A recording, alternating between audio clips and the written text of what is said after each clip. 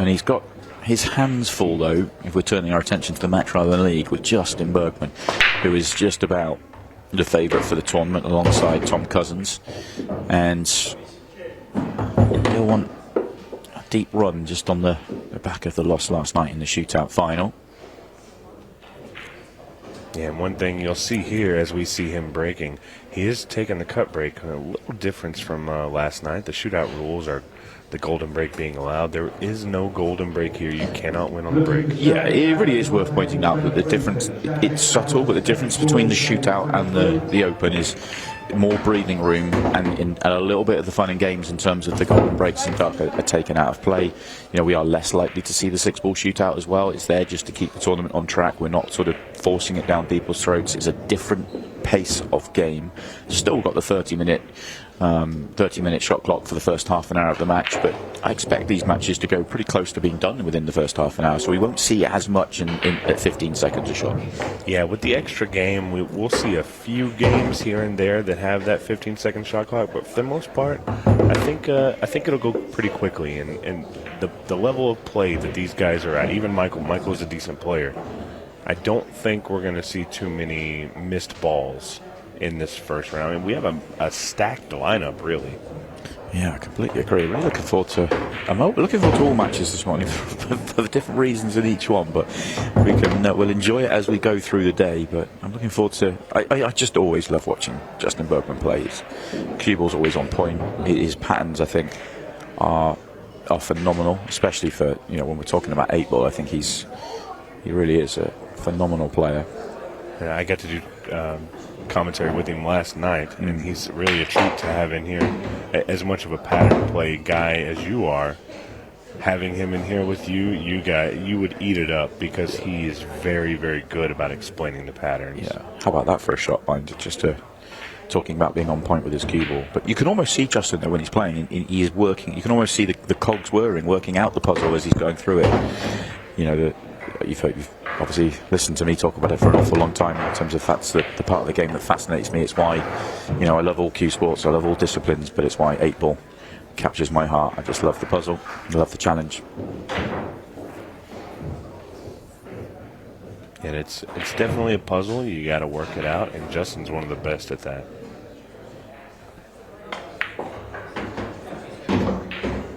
And that's just absolutely perfect. Just enough angle to just squeeze over. It's absolutely just. I mean, it's just a treat. I mean, you can't get better with the cue ball than the last 2-3 shots there. Absolute perfection. And like we expected, Simon, still 25 minutes on the clock. Unless Michael makes a big comeback here. He's probably not going to get an opportunity to do it on this break. Unless Michael makes a big comeback, I don't think we're going to get to the 15-second shot clock.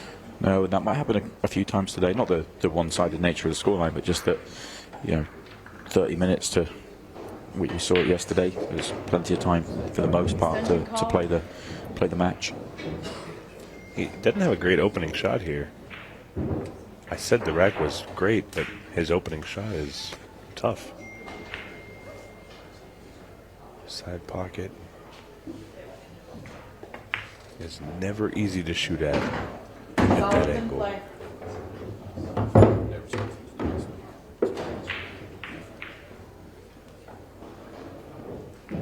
He's still got a little bit of work to do with the 4 and the 3 up top. 4, 3, and 1. He should be able to work that out pretty easily.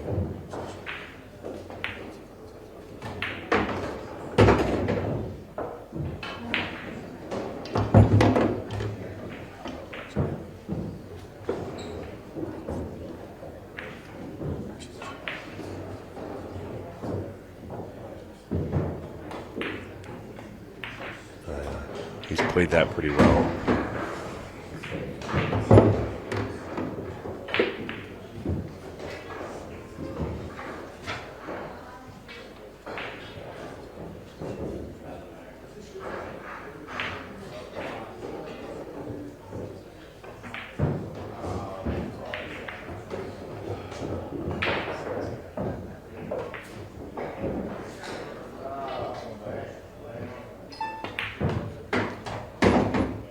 And he's really set himself up for a great shot there. I mean, that, as simple as that was, that really was a phenomenal shot by Justin.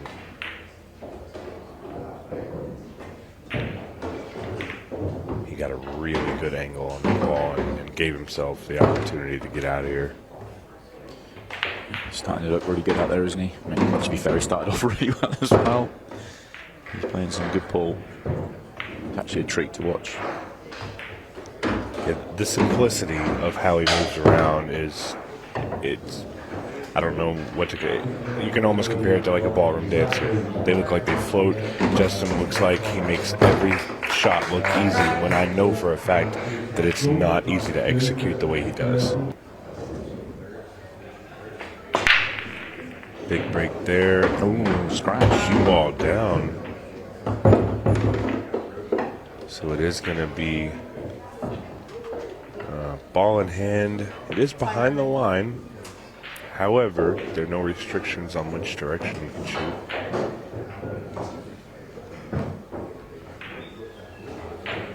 And I definitely think he's taken the right shot here.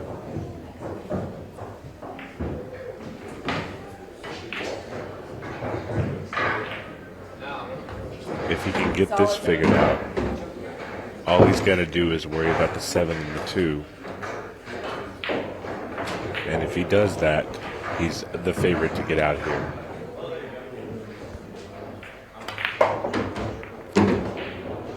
No. Just needed to get a bit deeper into it. The glancing blow was never going to play there. He had to get a little bit deeper in. Yeah, really trying to play to get that 7 and 2 moved, which is what he had to do. Unfortunately, he just did it. It didn't come off at the good angle.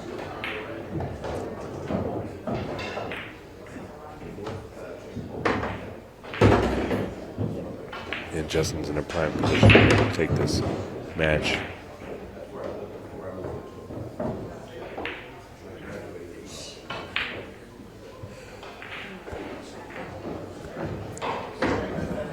Shot there.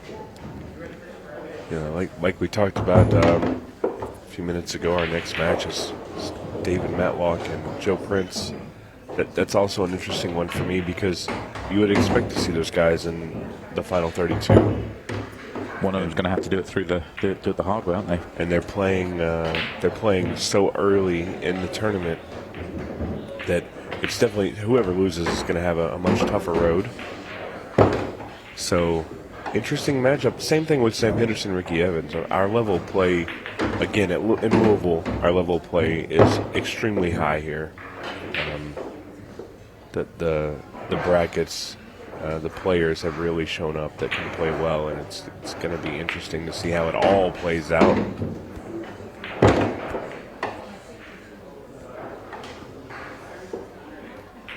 And for Michael Luster, he wishes this played out just a little differently, because Justin Bergman 2 shots away, now 1 from winning this winner's side match. It's been a treat to watch, really. Just showing us high quality, pinpoint, 8-ball pull, patterns and control. Justin Bergman moves on. Win around 2 for Justin.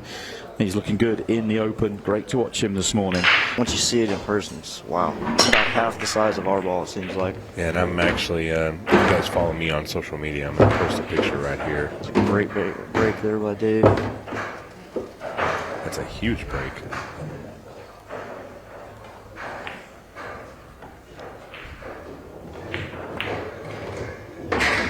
There's no time here. Dave, for being an older player, he sure does play quickly. Oh, yeah. He had some of the fastest matches on the shootout last night. He does not play around. I love watching this game. His knowledge of the rails and just moving around the cue ball with the cue balls.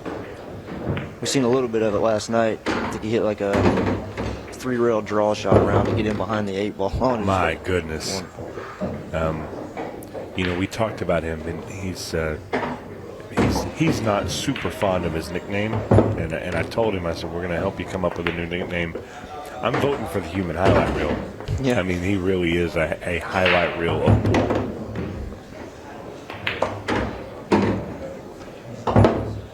Quick work of this rack here. Tie it up.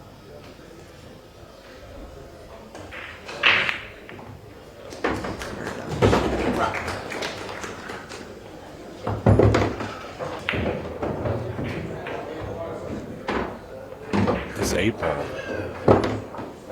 it's going to be interesting. He's going to leave himself for a shot in the side pocket. I don't think it goes in the corner. Oh. Another uncharacteristic miss from Dave Matlock.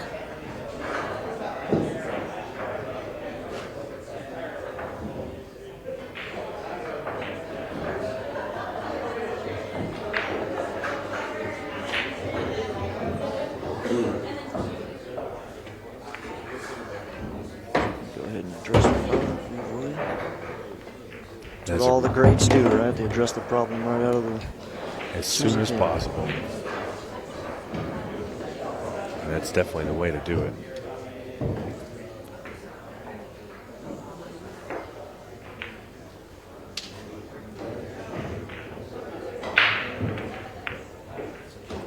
When he's played that ball really well and set himself up for an easy pattern to get out here.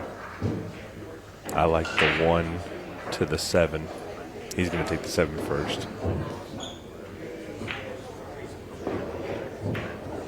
He's going to play the 7 to the 5 and probably leave his 3 ball for his last ball.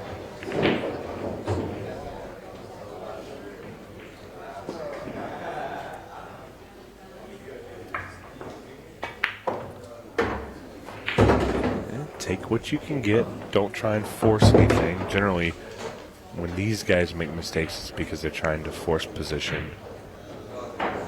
There's a fine line between forcing it and taking what you can get, and Joe did a really good job there of just taking what he could get. He's not really pocketing the ball as clean as we usually see from him. Could be with intent, though, knowing they can cheat the pocket. So. Yeah, I agree. Part of being an elite player is understanding how you can manipulate the pockets to help you get position. A really good player knows which side of the pocket he's going to hit. Really, really good run there. That was a huge mistake by Dave.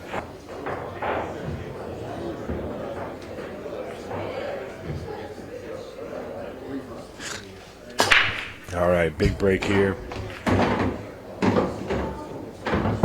What? Jeez. I think there's a leak. How many balls were just made on that? Looks like 4, 5 balls. Well, when you make 5 balls on the break, you're channeling somebody. I don't know who it is, but it's really incredible break. Bad thing is he doesn't have a good opener. He's having to take a little bit of a flyer, and he's missed it. So huge break, and just no opportunity at it. And Dave's going to steal a rack here, I think. Yeah, it's just still an open table. The 10, it's in a tough spot, but it's fine. Like he can get there. There's plenty of opportunity to either get it out of there or just shoot it down in his bottom left. So.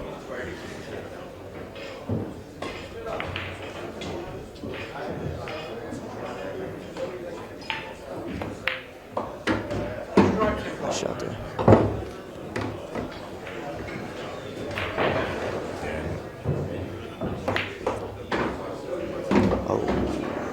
We've seen a little bit of this where Dave just seems to not be in the same form that we've seen him at. Oh, this is...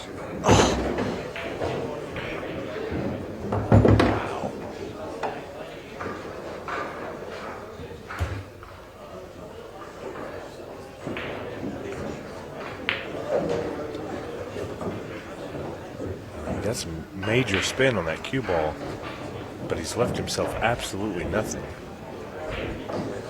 Yeah, that was an interesting shot. I'd like to watch that one back. See how he got down there like that. I tell you what, there's a shot here, and it's crazy. You can come behind the 11, kick it one rail up.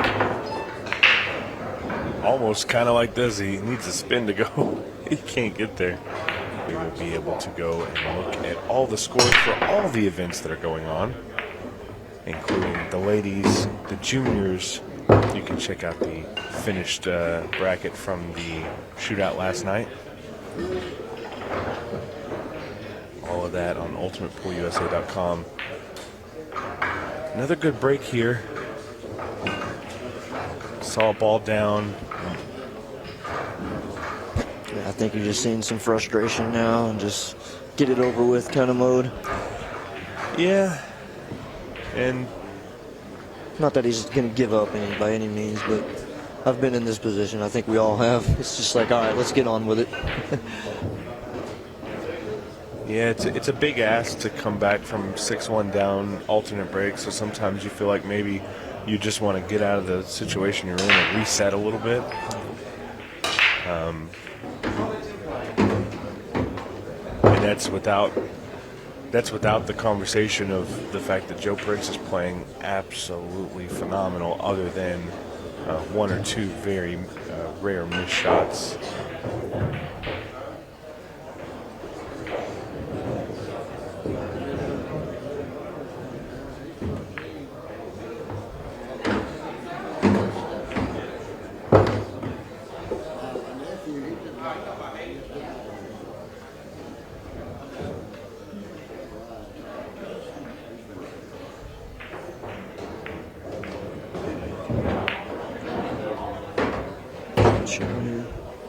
Natural run around 2 rails on the 5.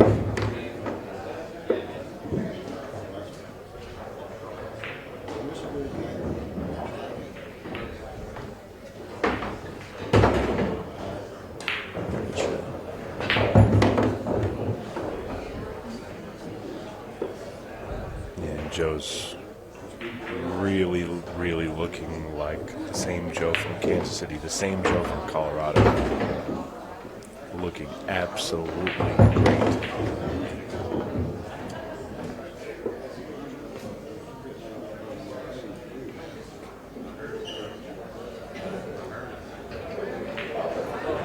And Joe Prince just one ball away from getting on the 8 ball on the hill against Dave Matlock. And if this ball drops, Joe Prince does defeat Dave Matlock in these first winners rounds. Congratulations to Joe. Jeremy, thank you so much for joining me.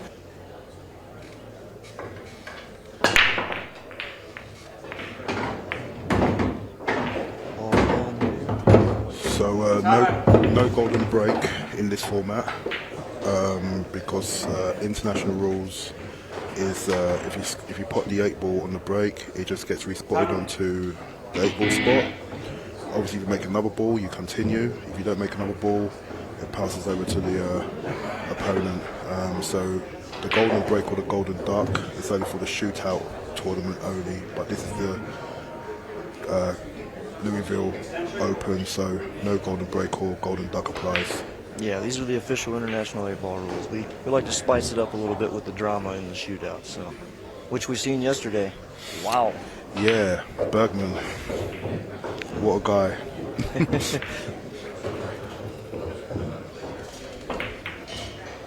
that's a nice shot there by Sam. You know, he's played a combination shot and developed his 1 ball. So now I can't see there being really a problem here. I should imagine he played the 1 ball. He might flick into the 11 ball just to hold the angle for the 4, and then just track in between the 3 ball and the 15. You know, he doesn't want to go down too low because he doesn't want to go to a point where he's got to swing the cue ball off the top rail and maybe the side rail to get onto the 6. So he just wants to make sure that he's sort of straight enough. Yeah, he's okay. That's a clever way of going down there, really, because he's made sure he's got enough angle to get his cue go through the ball. So now he can just play it off and off the top rail for a steady 6 ball.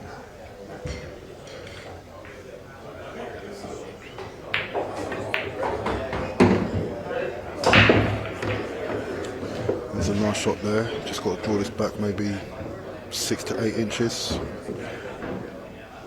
Which is quite easy to do on this. Yes, one, yeah. It's just a little draw back, and he's there for just more or less a straight 8.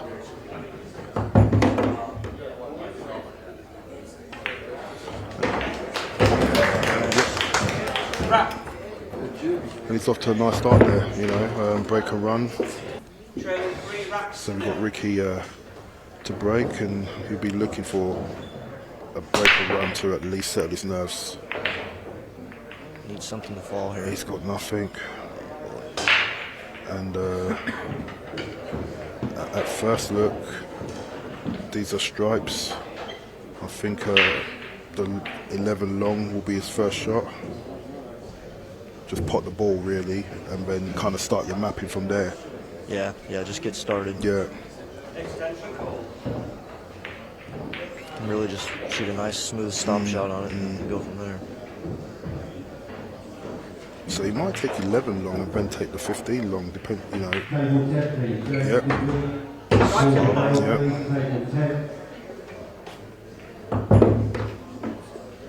Or he's going to take he's going to take the excuse my numbers, 13 over the pocket, or is he going to do what I thought?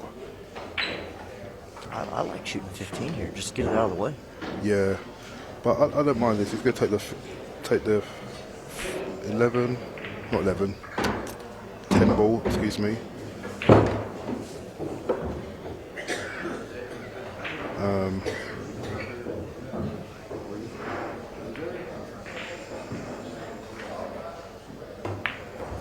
Just think by not taking the Oh, 15. he's overrun a little bit because he would have liked to take that 14 ball next.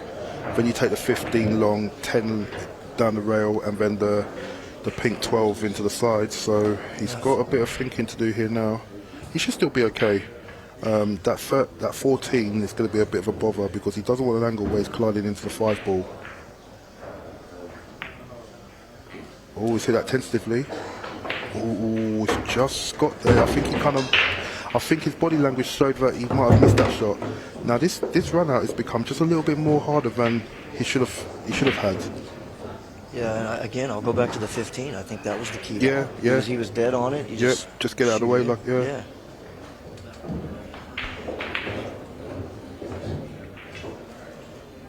Now he's got to get good shape on his 14 ball. Oh, nice stunt. Oh, he's gonna come up short. He's here. come up short. And he just chased it from the second shot. And this is the thing about, sometimes we take these for granted that, you know, and we all do it, you know,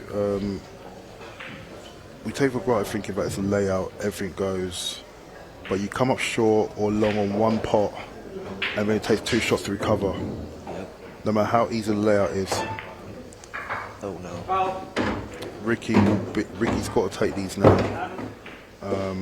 The only problem is the 5 ball and the 1 ball's locked up. 3 ball, sorry, excuse me, I'm still getting familiarised with the balls. We'll forgive you. So, So I think he's just going to get into the 14 here, or is he going to run into the 3? Yeah, 14. 14, kick it out. Yeah, that's a good shot.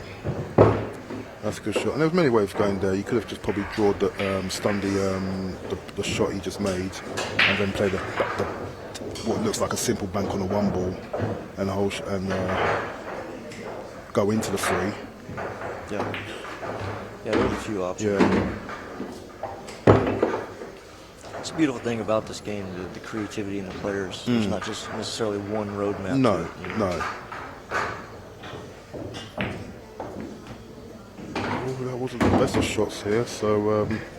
A bit careless today. Yeah. He's got to do a lot of thinking here. So, and the He's usually so precise with his cue ball and where he wants it, and he's just, you can see he's all over the place. yeah, and that was a bad shot because for me that was about taking maybe the 7 ball next, drift up for the 3, and then maybe go twice across. I don't know. but all of a sudden, Anything again, but that, right? yeah, he's bumped into an unnecessary ball where he's got all the space in the world, and now he's got to kick this and get shape. So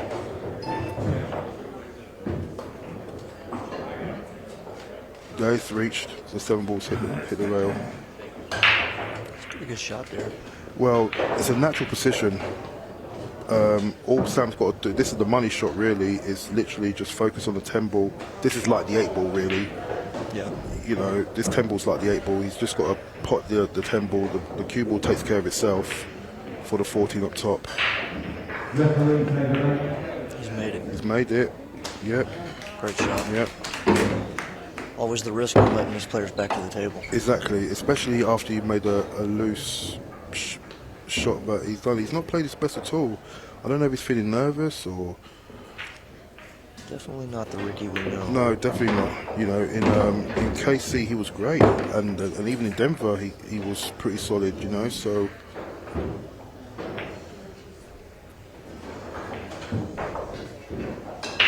Overcooked that one there and got himself in a pretty tough spot here.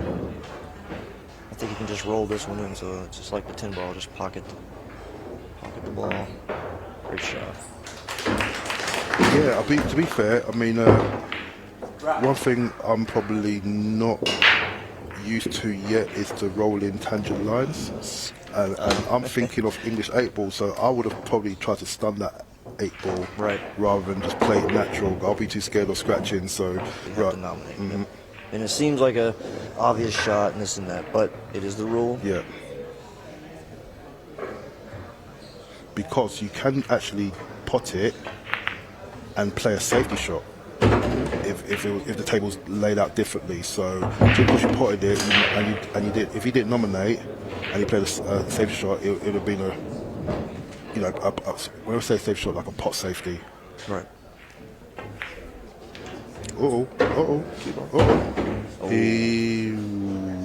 That was very loose. It's a big old point here. Yeah. He's got no shot on, and he's going to do really well to find a needle here to get down the table for the 10 ball. So what are we looking at? 3 rails, top side. I feel like he's going to bump into the 2 ball at some point. And he's, as I say, he's going to bump into the 2 ball. He's fluked it. He's fluked it. The rubber, the green, as I say, is definitely in Sam's favour. Some people believe in the pool gods, some people don't.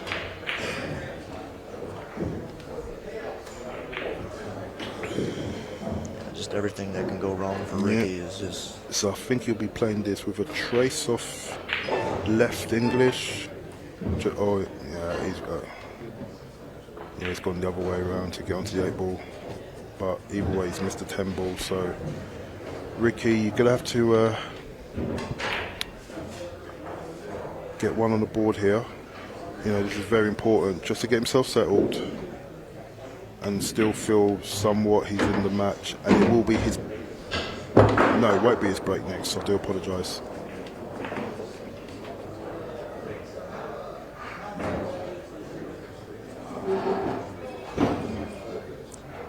Combo here, you can go ahead and address the 3 and get it out of there. Ball on the 1. Oh, he's played a combo. I didn't see that coming, but yeah, it works.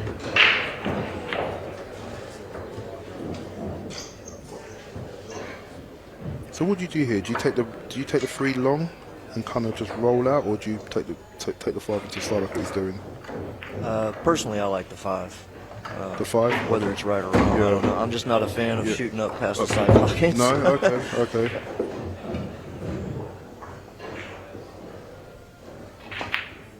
Oh, that's a perfect angle there. You can go coast to coast now.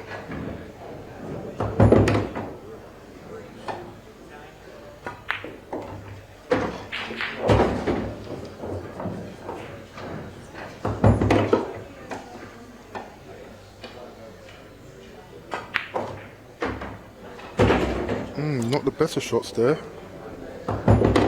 Should be fine, but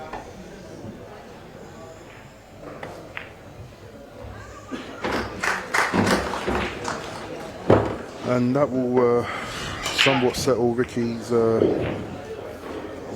nerves here. We've got 30 minutes and 19 seconds left on the match clock. It is Sam Henderson's break. That's going to start to eat at you, and this might be the thing with Sam and Ricky here, you know.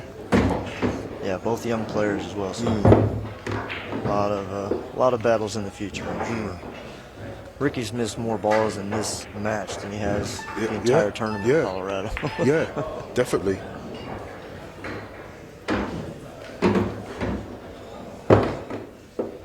There's no need to hurry, Bud. No. No. He's wanting to finish the match.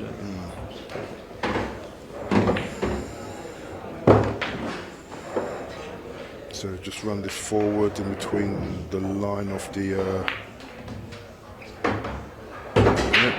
Good shot there. Just needs to concentrate on queuing. It's a little awkward. It's kind of got to jab it a little bit to hold position. It can't just do a natural roll. It's going to have to jab it a little bit. Oh, he used every amount of that pocket. So, left-hand side to help the cube, to help the 8-ball in. No, he took a quick one there. I'd like to see him take a little more time. Yeah.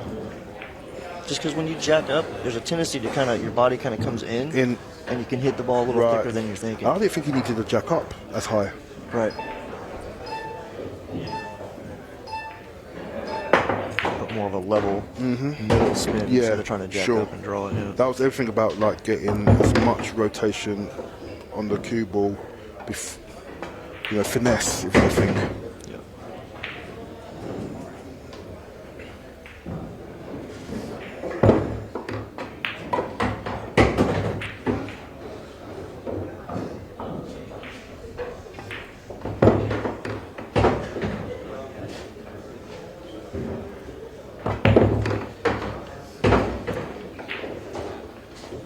I like the fact that Ricky's still rushing for the table.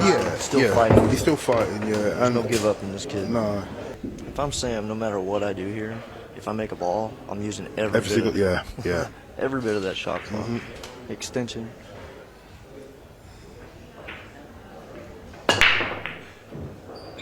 And he's made a ball in the pocket. He's made a solid, 2 solids. Sam will be running this down. I can't see Ricky counter clearing, and with no golden break in play as well, everything has to run out pure. That's a great shot by Sam Henderson.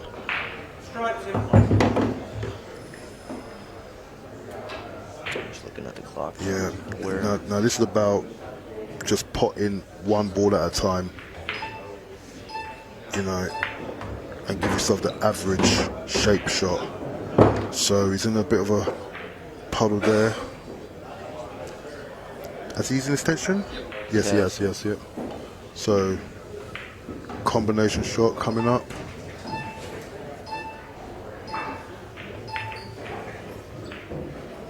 Yeah, he's made it. Now I'll be taking the 9-ball all day long because the cue ball is going to be running up and down, and it's going to, take away time away from Ricky. I would even play this tentatively. Okay, you could have done that. That's not a problem. Oh, it's touching ball. That's a great shot by Sam Benny's. So he can't. He can't go into the 6. He can't do this. You have to shoot away at least a 90-degree angle of this. So even if he shot at that 6 from the side, that would have been a foul. Yeah, so he's conceded. All right, great match there. We will be back shortly with another great matchup. We have Todd Cousins and Nick Keller. He's probably more of an adult than I am. He's definitely more than me. We just talked about it. There is no golden break in play, so this is not a win. The 8-ball will simply be spotted. And play will continue. Tom did make another ball besides the 8, so he will stay at the table.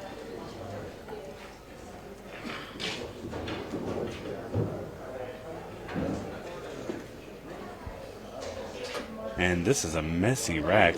This is something that you end up with when you do that side ball break like that. Yeah, you can send the 8 ball flying, but the clusters that come with it are they can be devastatingly tough to run out.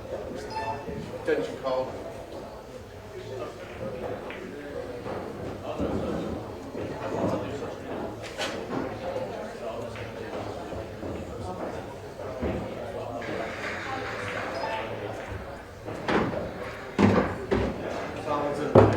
Tom's going to do the best he can with it.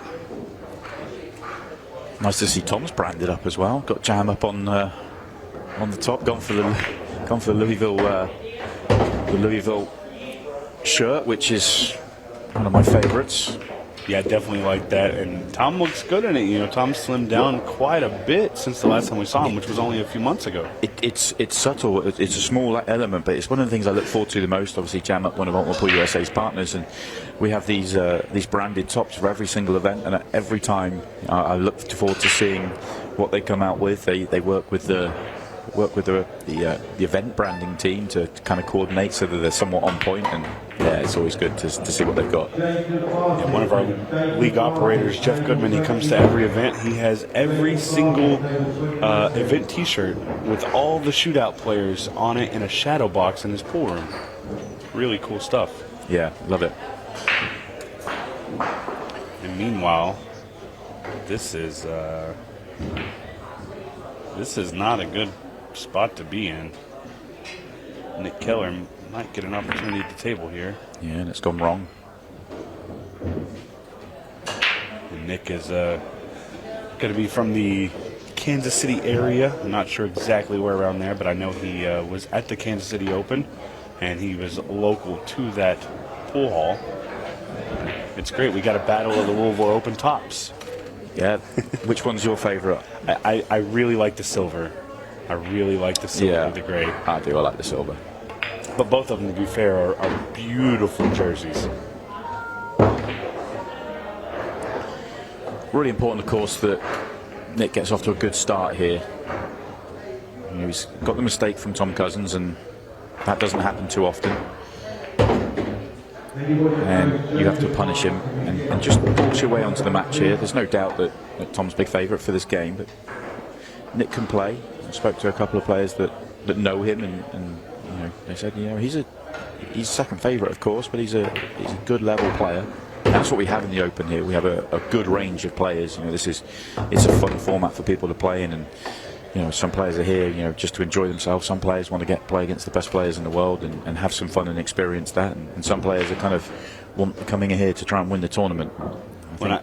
I can tell you, as much as Nick would love to get into the cash rounds of this event, he's going to really enjoy the opportunity to play Tom, because he is one of those players that likes the competition of it, wants to test himself and see how far he can get against the best. That was a toshy little shot, wasn't it? I thought that was going to just wiggle away. He's not out of the woods yet, but this has a pretty natural run to his next ball. He just needs to use the speed control to get there. He can't overrun this, because if he does, it's going to spell disaster.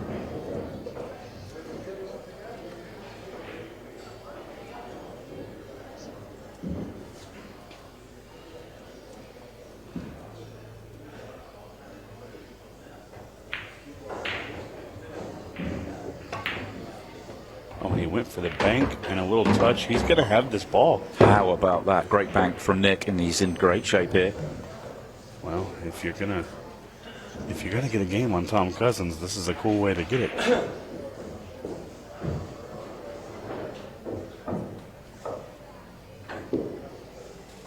For all you Kentucky players, just remember, people from Kentucky aren't the only ones that can bank the balls.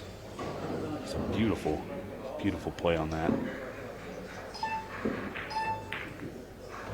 He's done well there. Had to just control it. I think he's got to accept that. It's comfortable 8-ball, really.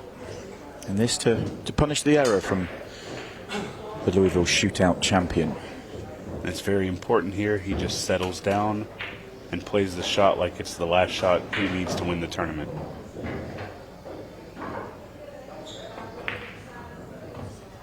did. Nicely done. Oh, there you go. He's got some support here. There's an awful lot of people from Missouri actually entered the tournament. A lot of people travelled up or across, I should say. And that's why it is 2-2 and not 3-1 right now.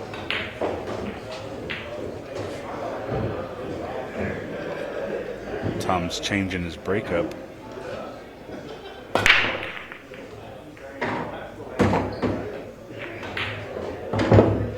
Oh, goodness. Does he have anything? I mean, the break is a Tom Cousins power break, but This is a safety all day. There's no shot. there's nothing, is there? No, just nothing.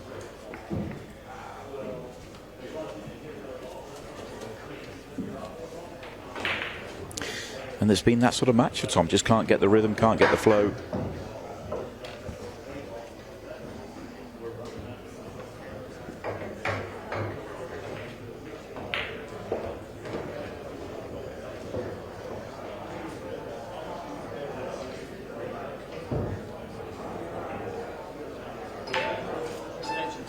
Extension call.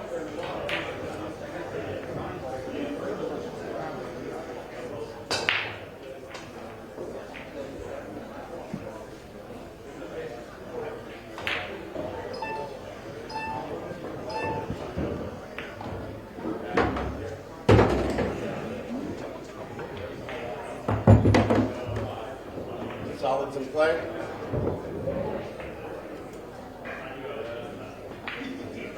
Strikes in play.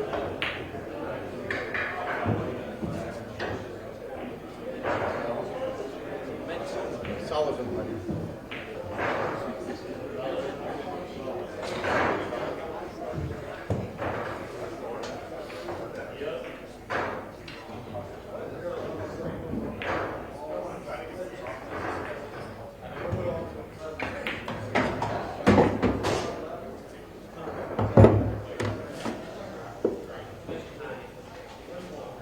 Well, and this is just a really messy rack. There's nothing to dissect here. It's messy, and they're both going to have a hard time dealing with it.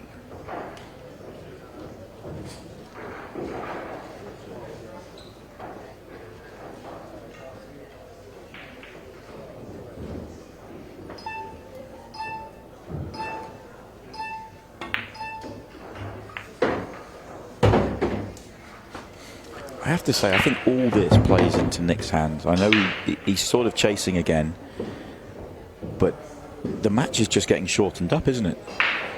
Yeah, you know, at what, 22 minutes left, we were 1-1, and now 8 minutes later, 6 minutes later, we're at 2-2.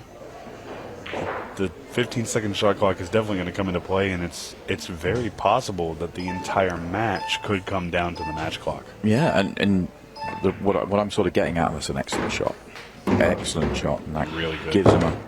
gives him a fighting chance here to actually finish the run out.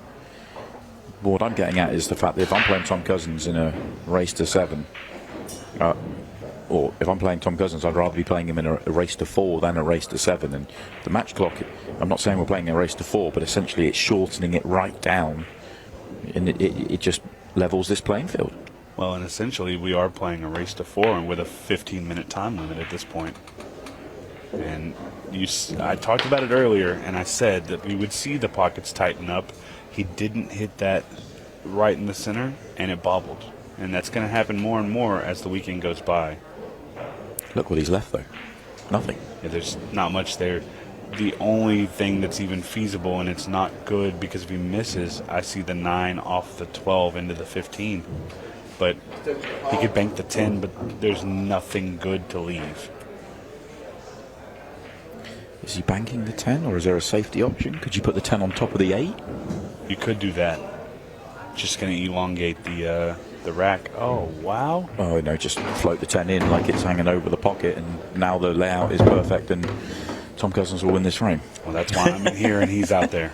That's such a good shot. So do you shoot the 12 in the side or the corner here to get it out of the way? I'd take it now. Yeah. Yeah, I really would. I don't suppose it's too much issue for him to come back across. not a knock against him, but Tom's not exactly playing his a perfect game right now. He's made a few mistakes. Was able to recover from most of them, and he's going to do it in this one too. It's a good shot.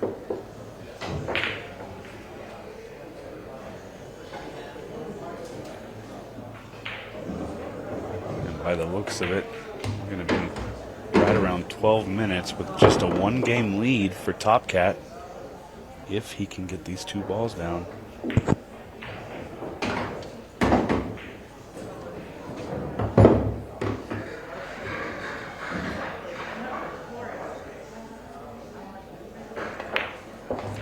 There it is. You know, with where we're at in this match, with just a 1-game lead and the clock, you know, continuing to go down, simply playing in every event possible. Their schedule is full, but well, it would have been interesting, and what a break this is from Tom Cousins. It would have been interesting if Sophia didn't have the World Championships conflict, because she would have been invited as the junior and women's champion. She would have been invited to the shootout, and she was already invited into the mixed, and all of a sudden she'd have been the only player in the tournament playing in 5 events. And with the opportunity to hold up 5 new trophies, she would have been all about it, because she wants the titles. The money is nice, but she wants the titles. And this is a sticky spot for Tom. It's really the only spot he could get, but it's a very, very touchy shot. Played it very well. Those shots there are always the ones that I tend to make mistakes on. Not Tom Cousins, though. 2 balls away. He'll just beat the clock. 2.5 minutes to go. And for Nick Keller, great showing. He started off amazing. Gave us some real highlight shots, but just got away from him. Tom Cousins is advancing on with a 7-2 victory over Nick Keller. Simon, what a match. Really enjoyable. Tom Cousins was put under it early on. There was a lot going on with Nick Keller, all sorts happening at the table. There's storylines everywhere we look, and we're going to start with a good one. It's husband and wife to start us off with. It's husband and wife versus not husband and wife. versus, yeah, absolutely. Tom and Tara don't know each other, but of course Tom Cousins being Tom Cousins, he's in the tournament, and what you would say, Tara would be pretty happy with the partner that she's been given, but I think Tom would be pretty happy as well. I think Tom would be pretty happy. Yeah. Tara was a quarterfinalist in Colorado for the Ladies Open. She ran into Sophia Mast, who eventually won the event. So, yeah, I mean, there's definitely some fireworks that can happen here, because Tara does play pretty well. Oh, first mistake we have seen. So if you're new to this, let's talk you through some of the rules and regs, what's going on out there as Tara lines up the first shot for her partnership. It is Scotch doubles, essentially, so it is going to be alternate shots all the way, absolutely all the way through, alternate shots, and we are playing a race to 6 frames, or racks, as I should say. We are in America, and we're also have a 30-minute match clock, and we're going to play with a 30-second shot clock, and it's going to go down to 15 seconds a shot for the final 10 minutes. And I think that's going to be a huge factor, as it always is in the shootout.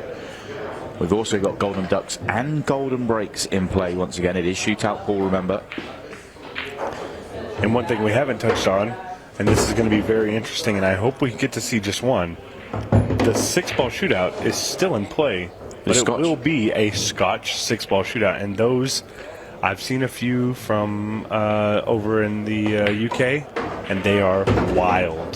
The Scotch 6 balls are wild, but you throw the mixed element on it, it's even more wild. Especially, we've got a couple of husband and wife partnerships. We've got a couple of unknown partnerships, as in they don't know each other. It's fascinating how this one's set up, and I'm excited to see how it plays out. Yeah, the match that never came to be, if Sophia hadn't made it, I think Sam was going to play with his mom. Well, yeah, I interviewed him earlier on. obviously we were all wishing Sophia well and hope that she wasn't actually able to make it in the end the way she went over the World Championships. But the fact that she came up short in the quarterfinals meant that she was able to jump straight on a flight, and she got to the venue at lunchtime today. Had to give up 2 matches, one in the main open, one in the women's open, one in the junior open.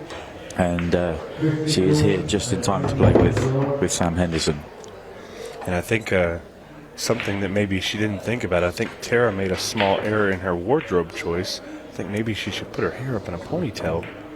We are playing all ball fouls, and I believe Daryl was keeping a very close eye on her hair. Tom Cousins does not have the same issue. No, he does not. But this 8-ball for the opening rack, and to counter the mistake from the Stones. No, not to be. Pressure on that one for Tara. You could just sense it. She was down on the shot for the extra couple of seconds, and you could tell she was edgy with a shot. When Becky's really set up Josh here pretty good. I've played Josh before. He plays really well. He plays just about right at my speed. And you give me this layout, and I'm probably going to get out. And I expect Josh to get out too.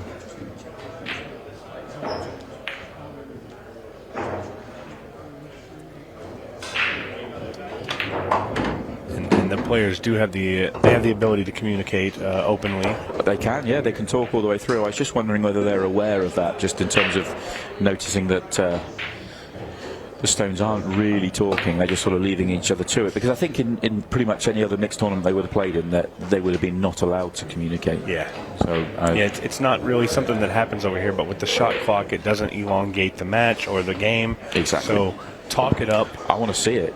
I want to see the arguments. Yeah. Let's get it all out there. Let's argue and let's get us and make sure we can enjoy it. Well, hopefully not with Josh and Becky, because he might be sleeping on the hotel room couch if the argument happens there. Well, Tom and Tara have been debating what to do, but it's got to be a bank here, isn't it? In goes the bank from Tom Cousins. I'm not entirely sure what the debate was for Tom. It was a bank he should make, and he has made it. So just checking that this is the right person breaking. But I think you're right. I think Becky did break the opening rack. That's some break. And there's a little bit of strategy in who you decide who breaks first, because I think they played this correctly. I think you want your stronger breaker breaking in the middle and the end of the match. I think in Josh's position, you do whatever your wife wants. Well, what about Tom's position? Yeah. I think in that position you tell Tara she can have the first break. I can't wait to see the Matlocks out here. Just the thought of the Peggy and David playing. David's so knowledgeable, and I don't know how Peggy plays. I really have no clue. So I think it'll be fun to watch. I don't think any of us really know what's going to happen there in terms of. And of course, it's Justin Bergman on the other side of the arena, which I think is incredible. The third time they've played each other in not very long. Anyway, they're running through this rack really well.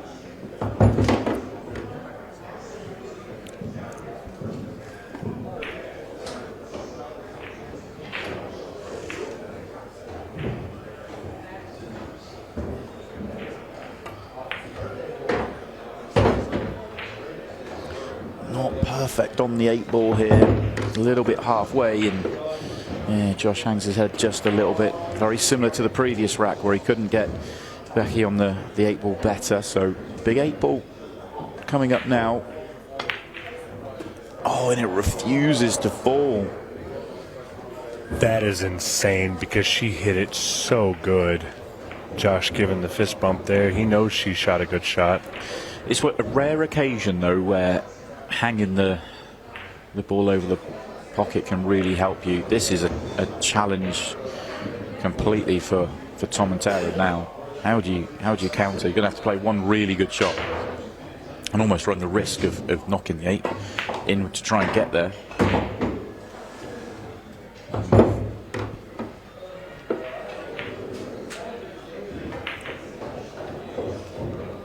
If it was just Tom, you would think that he can maneuver the ball as well enough as he could to get around everything. But when you have a partner who definitely doesn't play at Tom's level, she does play good, but not at that elite level, this can get a little tricky. Not ideal here for Tom, in terms of wondering if he wanted to be able to get into the area, which is to try and get behind those two at the top. It's really difficult from here. He can get there, but it's not ideal.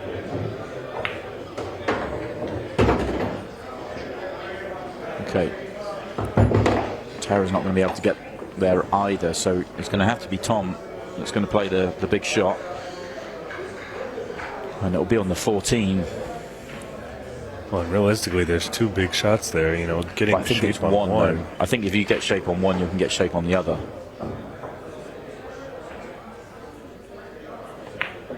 Oh, gone a little bit. Well, it's a bit awkward. I don't know whether he can pull this back directly and get there. Is there any gold in playing a safe? No. Excellent. Oh, that's perfect. That's the shot. That's the shot that wins the rack. That's Yeah, brilliant just from control Tom this Cousins. ball. Yeah.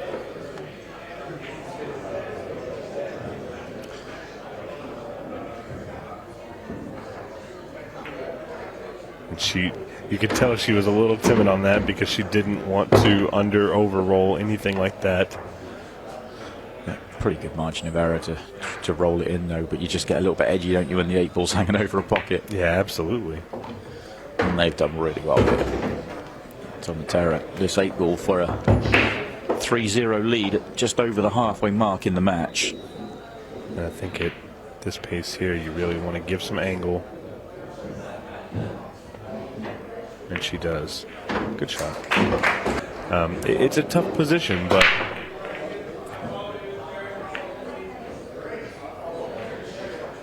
and then you turn around and you look at a team like Lulu, Kebabro, and Payne McBride, where Lulu plays a little bit better than Payne does.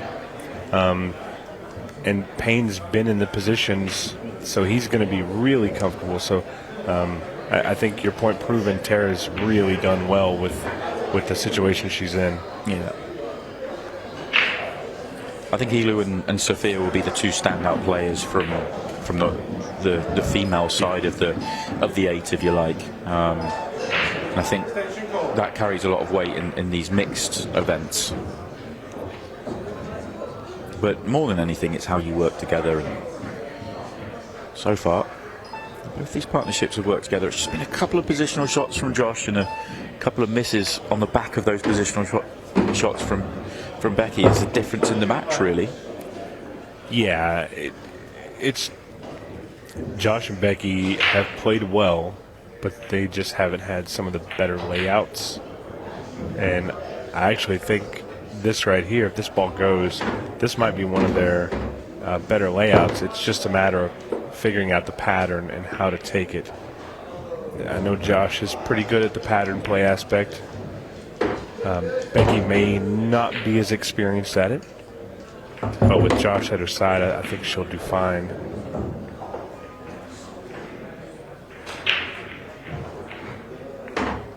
A little bump, it's not going to be the end of the world, but it definitely wasn't favorable. Well, does the 5 go in the side? It does not, but I think the 2 goes in the corner. Up to the top left? I do. Okay, then Yeah, it's I fine. think it goes. Yeah, that's why I was concerned that it didn't, and then actually it was awkward. Right. And if that's the case, I think Josh maybe drew just a little bit too much. A stop shot would have sufficed there, unless the 5 does go on the side. I don't think it does.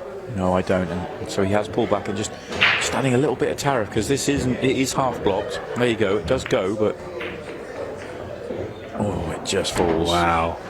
Doesn't get the cue ball right though, so this is a big shot now for Josh. The good news is, if he just makes the 5 anywhere on the bottom side of that table, that 8-ball has a hole in the side of the corner. So that's perfect. Brilliant shot from Josh. And he's really set her up as straight as she can be. I hope she likes the straight shots, because he got her there.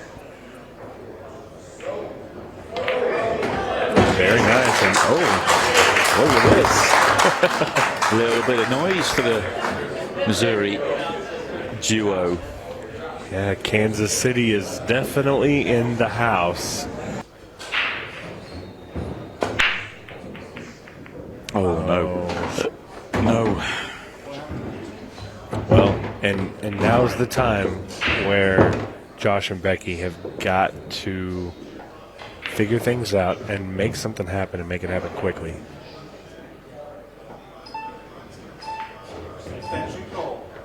Yeah, 5 minutes left. It's a case of run three racks here, or try and stick in a couple of golden breaks. They've got to run this one out. But they want to try and be mindful and leave over 3 minutes on the clock.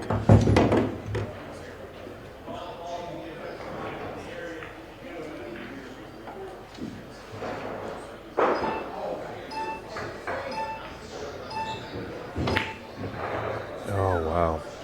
You know, we talked about it. The table is definitely playing tighter. It feels it, yeah. We had our mini games shootout during the break, and there's a couple shots that happen on that table, and it's definitely playing tighter.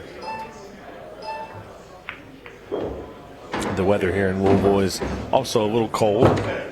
Maybe not for you guys, but anything under about 60 degrees, 65 degrees is what I would consider somewhat cold. And it does make the table play a little tighter when it's cold in the room. Yeah, a lot of people in here, but it probably is. There's a little bit of an edge to the room, isn't there?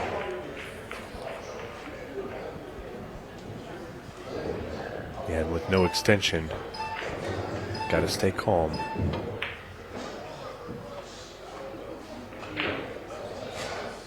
And I think just the inexperience of the Stones in this situation it hasn't helped them. But being in the arena for the first time, I'd be willing to bet that they would jump at a chance to do it again if they don't make it out of this match, because it's always the first one that gets you. Being in the arena the first time is always a little daunting.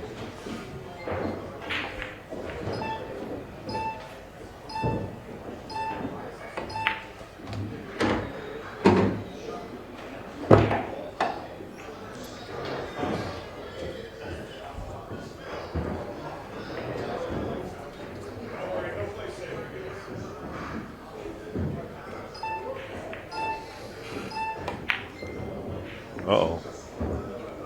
I think the match is over, though. Obviously, you never say never with the golden breaks and duck, but 3 racks from here.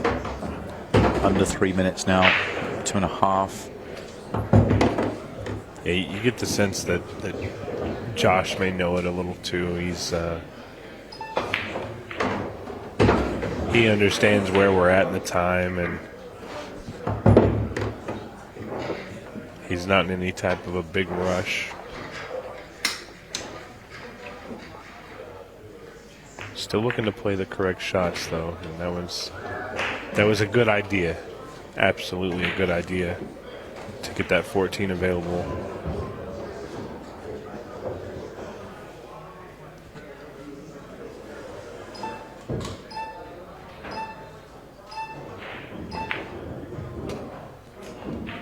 Good shot.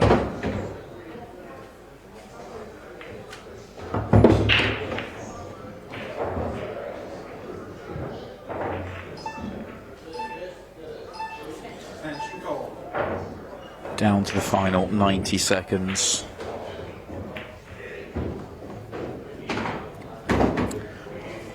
Tanner may have overruled this just a smidge, but it's not going to be a factor in this match.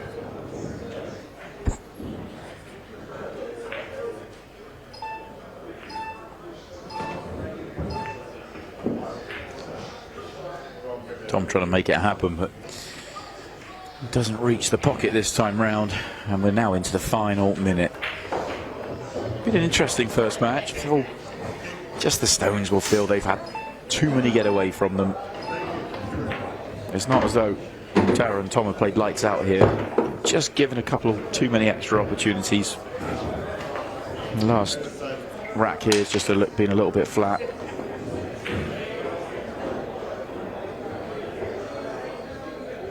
not going to keep Josh and Becky from attempting to get out.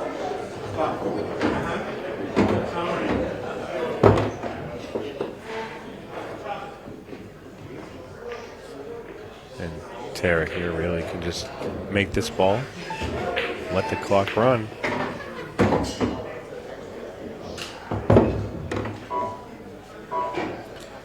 And down to the final 5 seconds we go. And that is the match. Not entirely sure why the gong didn't go off, but the match is over. Yeah, no gong. A very bizarre end to the game, really. Just got a little bit flat there because once Tom and Tara got themselves 3 clear, there was no pulling them back, and they held on one way or another, and they booked their place in the semi-finals of the Louisville mixed pairs. That is the first quarter-final done. We move on. Second quarter-final on the way. You know, when we've got, you know, Sam and Sophia, who have been good friends for a while, and against another pairing that don't really know each other, which is really interesting. Yeah, it brings an interesting dynamic to it, for sure. I don't know if Payne's looked at her. She did play in our finals in Kansas City, so you can get a decent look at her game, so she can play. Well, for my money, Jeremy, and you'll know better than me, but for my money, the 2 female players we have in this match are the 2 favourites for the women's event. Now, I have to caveat that with the fact that Sophia is already onto her second life. Yeah, you're absolutely right. They are the favorites. The good thing about the format, though, if she wins a few matches, she's right there even with everybody. Yeah, you just have to get yourself back through to the single elimination round. Yeah, she's been quite busy. She's got quite a few matches to play this evening. So. Yeah, if Sam and Sophia run deep, then she's in for a very tough night. Yeah. She says she's up for it, though. Well, they're going to get the first opportunity here. Not really communicating yet. I wonder if they're aware that they're allowed to talk. Sam's walking away from the table.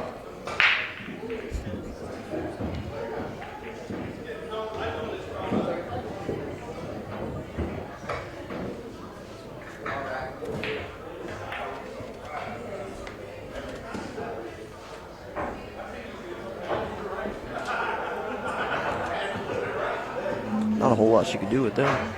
Kind of putting it up table, seeing what happens, but got a wide open table here.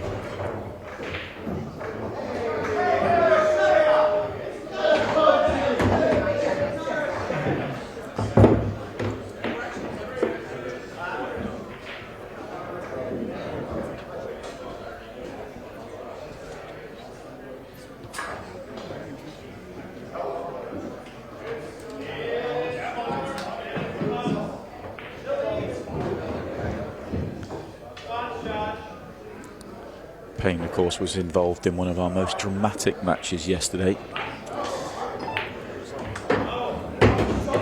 It was like a movie script, to be honest. It was ridiculous. He did make a tactical error just in not running the clock down completely and letting the clock run out. Basically, he cleared up to go all square with Justin Bergman. Left 2 seconds on the clock when he could have run the clock there and basically guaranteed the fact that he would be in a 6-ball shootout. Those 2 seconds, Justin Bergman won the rack with a golden break. How disappointing for Payne, too. He was down pretty big in that match and came back. And, It was a brilliant match. It was so enjoyable. Yeah, this is the first time I've got to see Payne play this weekend. Man, what a player.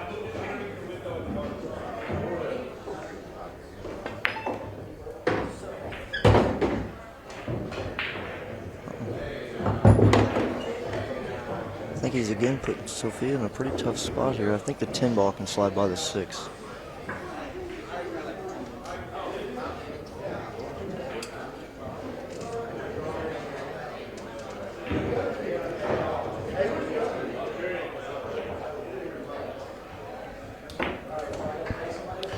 It's a good shot from Sophia. Get back into shape. Good pot.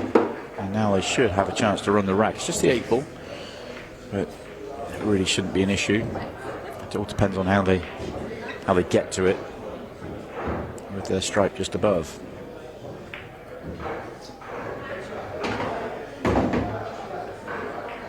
I don't know if Jeremy, I'd have been tempted to come down and, play the one above the 8 next. Yeah, I was just thinking that I might even play it right here. But if you come down, you know, Sam would have been able to get down to at least straight in on it, which would have worked.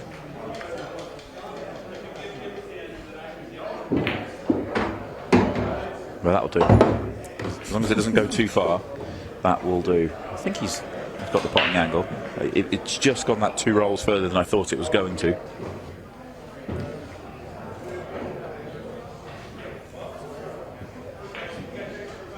It seemed like the table was playing a little tighter out there in that last match. Yeah, I think maybe the conditions, the fact that it's been, you know, a couple of days of play on it now, maybe the cold air all has a factor. Sam just had to use the pocket there, and in it goes. And this 8-ball then for the opening rack, very similar to the first match, where it will take about the 5-minute mark to get there. And we have got that. Severe deposits the 8-ball. Okay, Lulu with a break, and comes across it a little bit. Not a huge amount of power driven through the pack because of that. Look at the cue ball still going, and it's still going. And it's still going. That's quite unbelievable. It's actually unbelievable. That's how you run the clock down. But unfortunately, they're not in run the clock down territory. But that's gone for about 20 seconds. Payne needed a little bit of that, you know. Yeah, that's what he had to do. That's pretty mean of Lulu to show Payne how to run the clock down.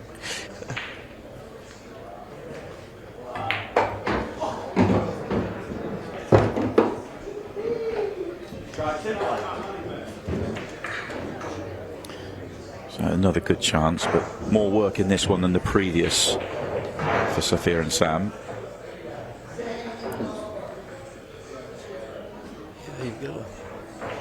You just roll this 10 in, or do you try to come around? You gotta just roll it in. No, he did. That was Great shot. Yep. I didn't think he'd try it. He did. Does that open it up? I don't think it squeezes by though, does it? Did he need to catch the strike?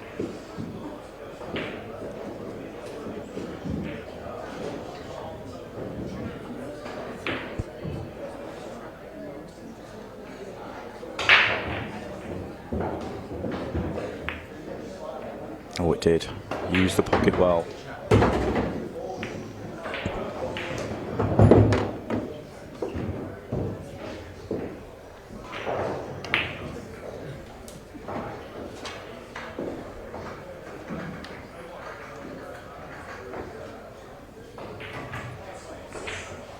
Do you like it? Get on 11, just with a half a turn of angle.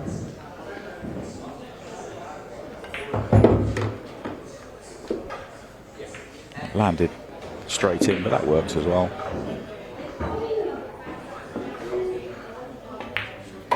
The reason I said the half a turn of angle just gets you closer to your next shot, but not particularly a problem. They're in line, which is more important. Yeah. You think he rolls this in, or does he just kind of go over 2 rails here? I'm actually intrigued to see. You could end up a little bit funny if you could end up between shots, really. Yeah, love that.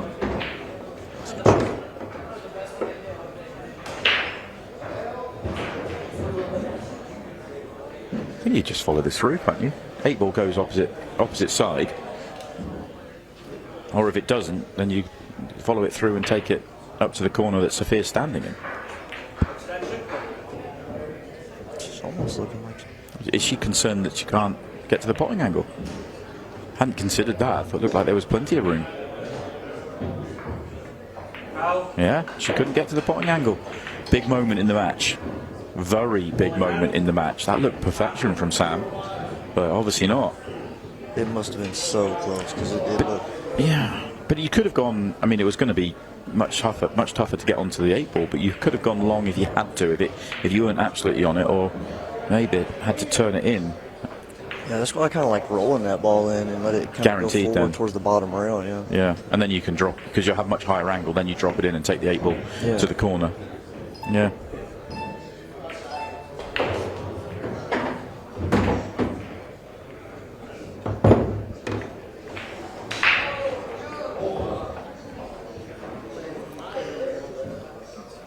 Plenty of room for the 2, you feel? It looks a little bit tight to me.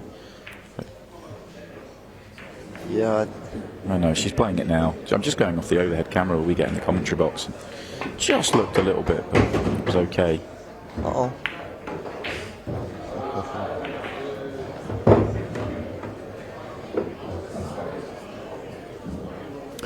There's still zero communication between them at the table.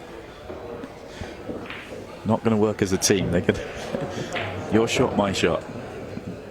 I made mine. That's the strategy. I'll deal with whatever you put in front of me.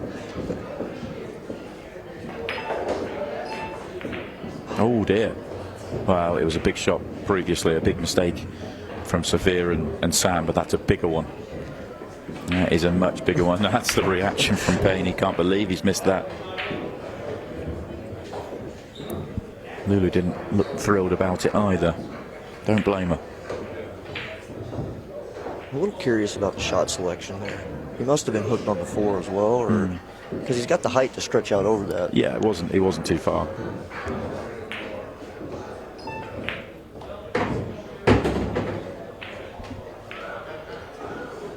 What has happened here? Well, this is in a very strange territory. What is going on? Look what we've done to him, Simon. We was talking about him running out. They've run out two break and runs on the trot, looking like another, and then this. And so is that a foul? Because she hit it? yeah, I don't think it was touching. Oh, okay. I don't think it was called touching. Now, if it was touching, You have to play away. That would be a foul if it was touching. You've got to play away. at least 90 degrees, right? Yeah, I mean, essentially, if the 8 ball moves, it'll be a foul. Yeah. So as long as you play away more than 90 degrees, the 8 ball won't move. It's one of the biggest changes in the rule set from our typical American rule set. I like it though. For me, it's just clean and easy. It's quite practical. Yeah. It eliminates a lot of arguments. Yeah. And once you learn it, it can be quite useful. Yeah. Well, yeah, you can if you understand that rule, you can actually use it to your advantage. It allows you to play easy loss of turns, or you could do something even more creative. And definitely an advantage to be had if you know the rules completely. Of course, Lulu and Sophia played in the Women's Open final in Kansas City, and it was a couple of rules errors that kind of Lulu made that really allowed Sophia to snatch it away. Credit Sophia playing brilliantly as well, but Lulu made the errors, and that were foul errors, that there were rules errors really. Yeah, she pocketed the 8 ball and then grabbed the cue ball or an object ball before it stopped moving. Yeah, which is just a no-no. I'm surprised that's not a no-no in all. I'm genuinely surprised that isn't played more across America. Yeah, it's not something we see here too often. Yeah.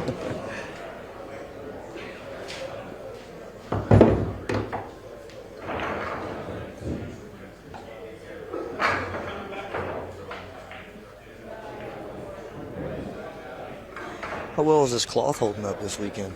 Oh, really good. Oh, so good. A lot of compliments from the players as well. CPBA cloth.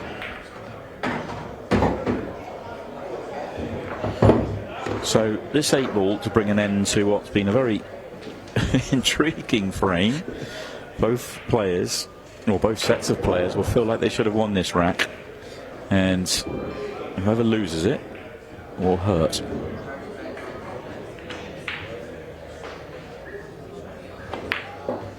And it is going to be Sophia and Sam that lose it. Nice 8 ball from Payne, and we're all square with 11:30 to play, all on the line in the final 10 minutes, which will be at 15 seconds a shot.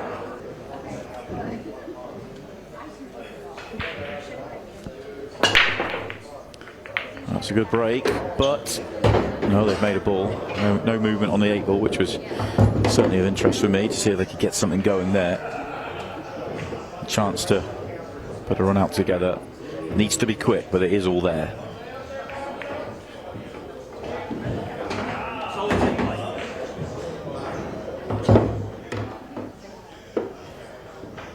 I think I'd go 3-2 here. I know you're going to be just dropping too far down the table, but okay. No, I suppose that makes sense. They can take the 2 down the table. No? Yeah, that's what they're going to do.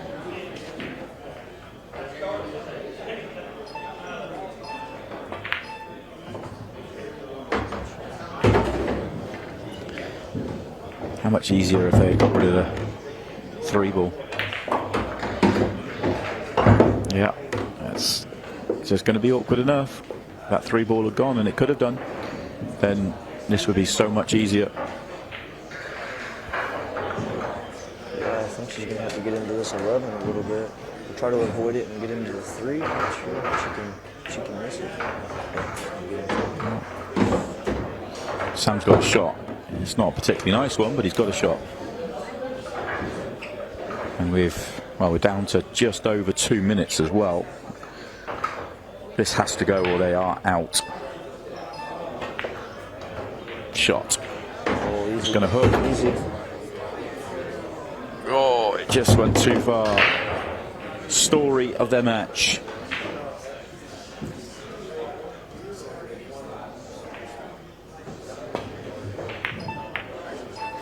Yeah, story of the match for them. Just too many issues like that. You know, they don't get out when they're in really good shape, and Kebabro and McBride are poised to win the match. Just have to pot a couple of balls here and slow the game down.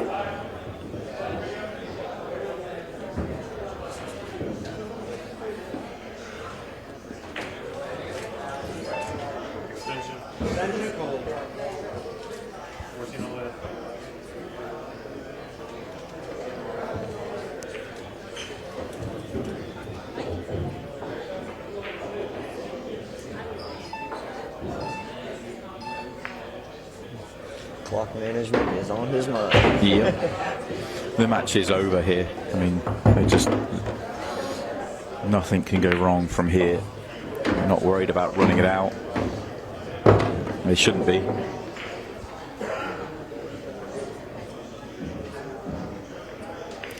They've sort of built into the match, haven't they? That obviously 2 break and runs they've had between them. I think they've started to. There's the one really bad miss from Payne. I don't really remember Lulu making any crazy errors. No, a couple slight positional errors. Yeah. But still a shot afterwards. So it's, yeah, starting to get a little chemistry maybe. Yeah. So important in partners. Yeah. Especially in 8-ballers patterns where you can see such a different table than your partner. Yeah. And to be fair, they've done it all without really communicating as well.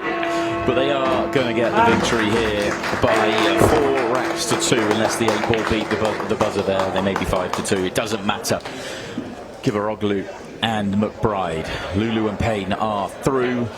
We really, really want to listen to the feedback that we get from players. We want to know how we can make it better, and the players have done their part. They've told us what they want and what they want adjusted, and how we can adjust it and all that. And of course, we take all of that under advisement, and improvements have been made. You know, we've done a test session, and now we're through our first session, and improvements have been made almost week to week on every single aspect of how we're doing this league.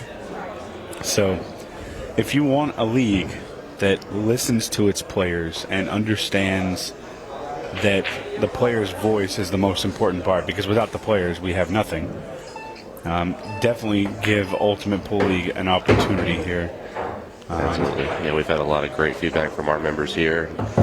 You know, the first few weeks it was really interesting. You know, I always tell people, by and large, it's 8-ball, it's pool. You're used to it. You know, same old stuff with a few differences here and there. But I think the format of not having to be out all night long has gone over very well. You know, when matches are scheduled, they're timed. You don't have to worry about being out in the bar till 2 in the morning and going to work the next day.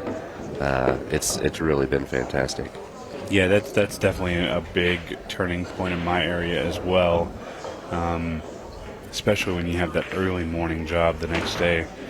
You really don't want to be out that late. You want to be able to go home, spend some time with your family, go to bed at a decent time. And Ultimate Pool League definitely offers you that possibility. 100%. So, meanwhile, here on the table, Steven and Lisa had a good opportunity, but where this 10 ball's landed, I think it's going to make the out that much tougher. yeah, I don't really see what can happen with the 10 ball. Maybe one of those Kentucky banks you guys like, crossing the side, but it's very thin and it leaves nothing for the 13. So, yeah, Steven did a good job trying to open it up there. Just wasn't able to get the cue ball clear for a shot on the 13. So, I don't see any good defense. She's going to have to back cut this ball. What a shot there. You sound like you played this game before, Kyle. No, not in very many years, it feels like. They've always told people if you really don't like doing something, then start a business doing that thing because you'll never get to do it again. And I believe you. So good shot from Steven here to get on the 8. Off the 2 ball, which is going to make it a little bit trickier, but this is definitely gettable. Lisa looking to open the account in this mixed doubles match. Great shot. What a strong out. And the hometown crowd goes wild. And we have a full house here for this one, that's for sure.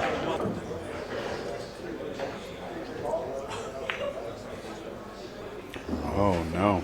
And Unexpected miss there, yeah, but I think stretched over the table and maybe just took her eye off the ball. Yeah, and again, not hitting the center of that pocket.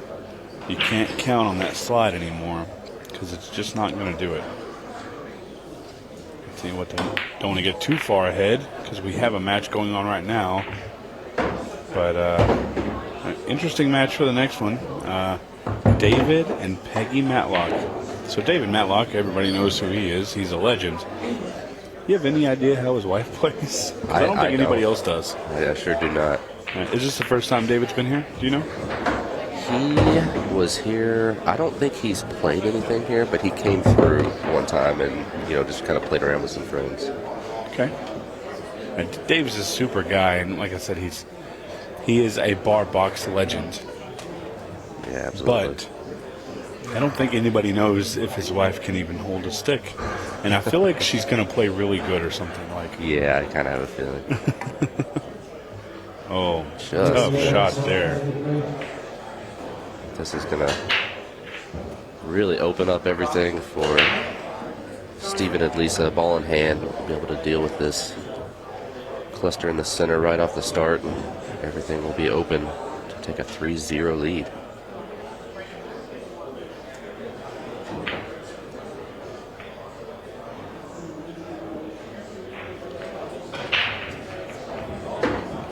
Steven's had a lot of success playing 8-ball in different leagues. I mentioned before, he's one of the top-ranked players playing 8-ball. Has won a few bigger titles himself, and Lisa plays in a lot of the women's events, but is really new to the tournament scene and seems to be handling it quite well. It's very impressive, really. Yeah, to be new in the tournament scene and to be playing in this, this is I don't think the people at home who've never been to one of our events, I don't think they understand the level of production that we have, and it's actually slimmed down in here because you had a lot of things in place. It didn't make sense to come in and change your room up for what we were doing, but the production is crazy. So to have the lights, the cameras, the cameramen, the crowd all sitting around while you're trying to play pool, it is very daunting. Just like that shot right there. Yeah, maybe just a little bit of a inkling there on that shot. You're 100% correct. It's an electric environment even outside of the production. And so just everything going on in the room. It is a completely packed house here, standing around watching this match. And then you throw on top of it, like you said, the lights, the camera, and everything else. That's a lot to take in, and truthfully, they've handled it phenomenally to this point. And Timmy, he'll appreciate the honesty in this. Timmy hasn't played up to his ability so far in this match. And I think this was a little bit of a two-way shot. Yeah. Kind of wanted to move the 5-ball towards the pocket. 100%. And it's going to leave, a chance, but it's not a guaranteed chance. I don't think he took into account that Steven is from Kentucky and he loves to bank balls, I'm sure. Steven's going to put this ball one rail for sure. Always playing the defense.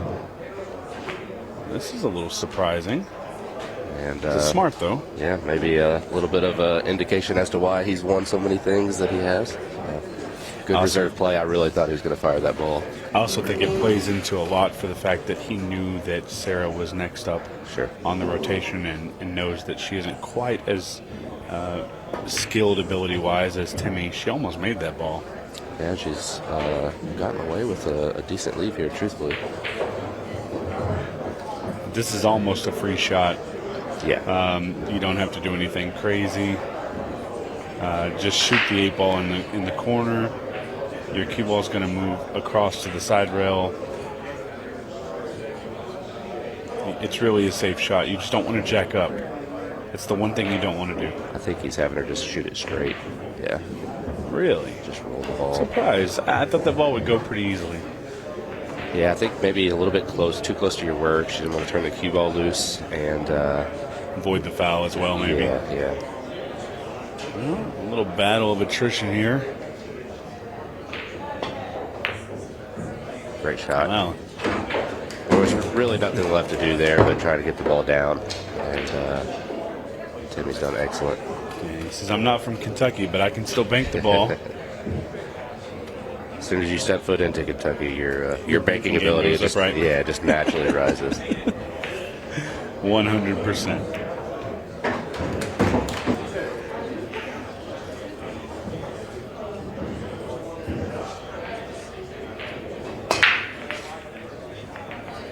Eight balls moving, but nothing down. Wow. This is so unfortunate because at this rate, an extension called and just pocketing a few balls can make this match unattainable. Yeah. Does need to make the balls. Watch out, does cue not ball. need to scratch. This is an opportunity. This is what they needed, and it's still an open table, right? Yes, absolutely. So guys, strap in, put your seatbelt on. We're about to go for a ride because there's enough time in this for them to tie it up, and we will be going to a 6-ball shootout if they get this rack. Need to be quick, though. Yeah, I like dealing with these balls at the top if they want to play the stripes. Stripes in play. The 12-11 is playable if there's a way to get through to it. I don't know that there is. So you can take an absolute flyer and play the 13 into the 1 into the 2. The 11 ball will fall. Sure. He can actually play it right. Well, she can play it right here. A little bit of a draw. That's a big ask. Oh, and a missed ball. This is going to come down to the wire because Timmy and Sarah don't have a great shot to shoot. I feel like Steven and Lisa will get another opportunity at the table.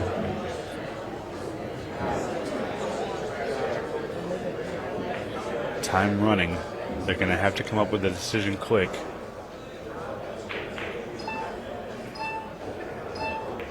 Just rolling safe here. Now, can Steven get this 13 off the 11? We're just going to cannon everything open. I think that's his best opportunity. I think if he goes into the rail, banks it into the 2 ball, I think something has to fall. Watch out, cue ball. Oh, it didn't just fall. caught the point. Steven really thought he had it too. Tell by his reaction. Yeah, and he wouldn't have liked to leave for 26 seconds. Timmy, all he has to do is make a ball and leave 15 seconds on the clock. It was a very tight finish, but we are going to have a winner in this match, and it is going to be Timmy Bly and Sarah Stevens. Really great match. Glad to see the hometown crowd showing some support for the great match that we just saw. That was fantastic. Kyle, thank you so much for joining us. My Guys, pleasure. Don't go anywhere. More mixed pairs action right around the corner. How excited are they? That's the biggest question. Oh, I was. Whenever we wanted them in the shootout here, this mixed pair shootout, I said, guys, I'm making a phone call. I got to deliver the news to them, and I think Dave was actually the more excited one of the two. Peggy was the more nervous one. And so, yeah, no, he was so excited, and I actually called Peggy and offered the spot to them, and she's like, I don't know. She said, well, Dave's shaking his head yes, so we're in. So I said, we wouldn't have it any other way. So Absolutely. Well, they're going to have to sit and watch because it is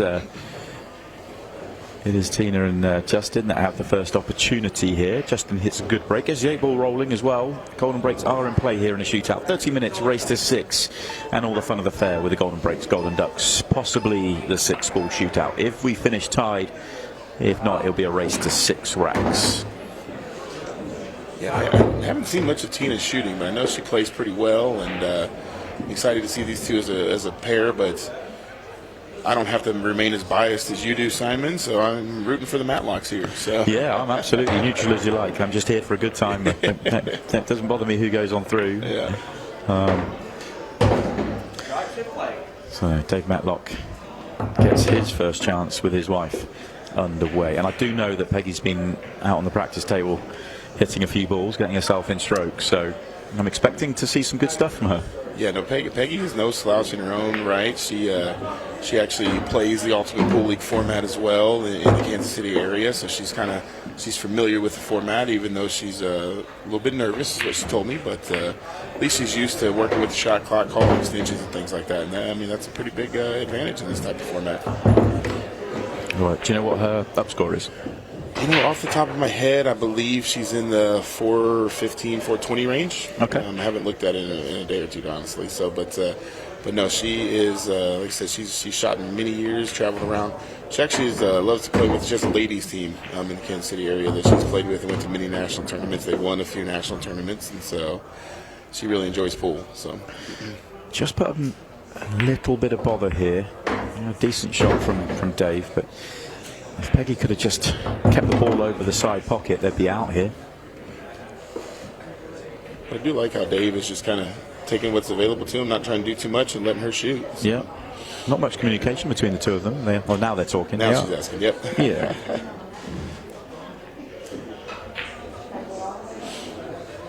I got so cracked up when I was talking to him because in the Kansas City area, Peggy was a local news reporter for 40 years or so, something like that. She's retired now, and Dave is very shy in front of the camera. He was nervous about the interview portion of anything they'd have to do, and Peggy was really nervous about the pool, and then you just reverse it.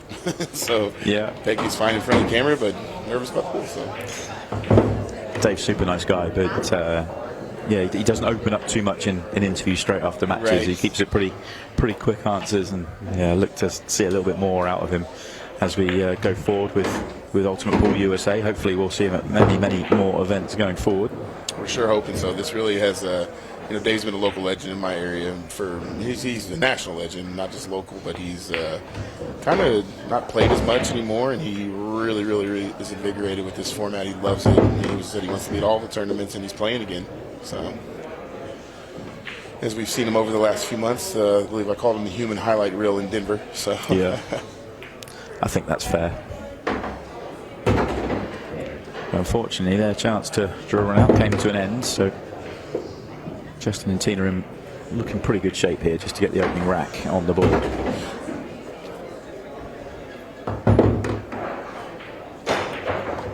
Tina's living my dream here, just playing a Scotch doubles match with Justin, and just I play a little made mind pool with him. Just as long as mine goes down, you can figure it out, buddy. So. Yep.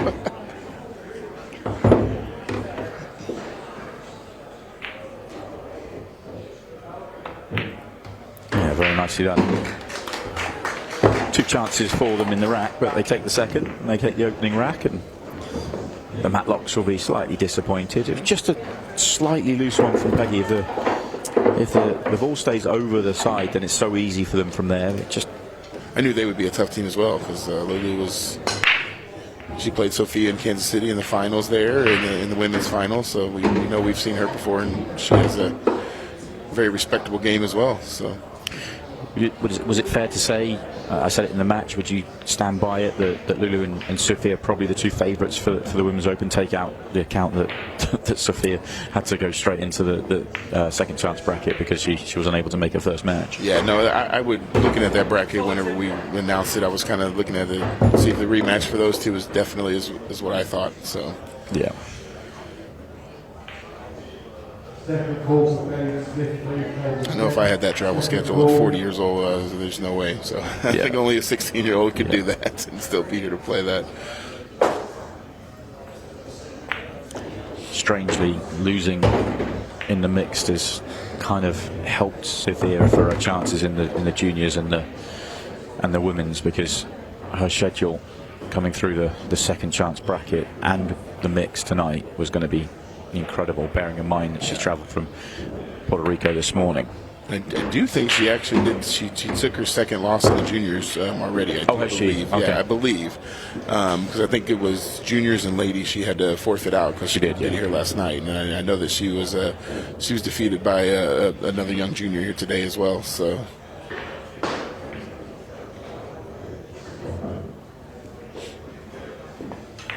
And tired or not from a long travel schedule, whoever beat her had to play really well. Yep. You know, Sophia is just phenomenal. So let's see what Dave has in the bag here. See if we can get her on that 6-ball. Yeah, he's going to need to get good shape for Peggy as well, isn't it? It's not just the... No, hooked.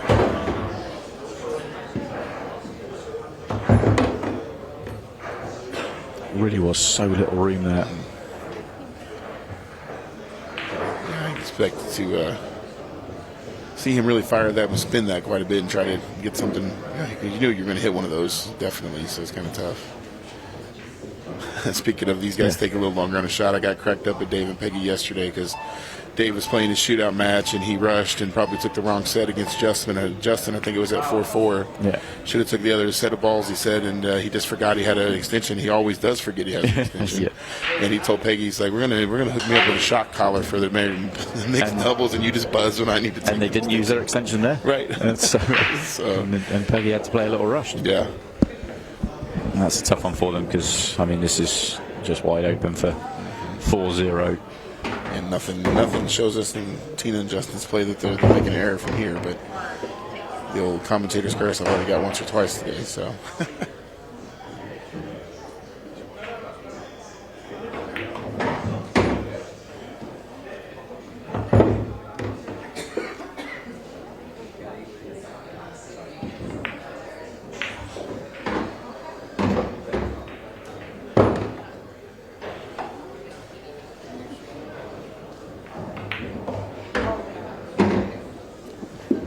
A little closer than perhaps she was hoping for, but pretty good in the end.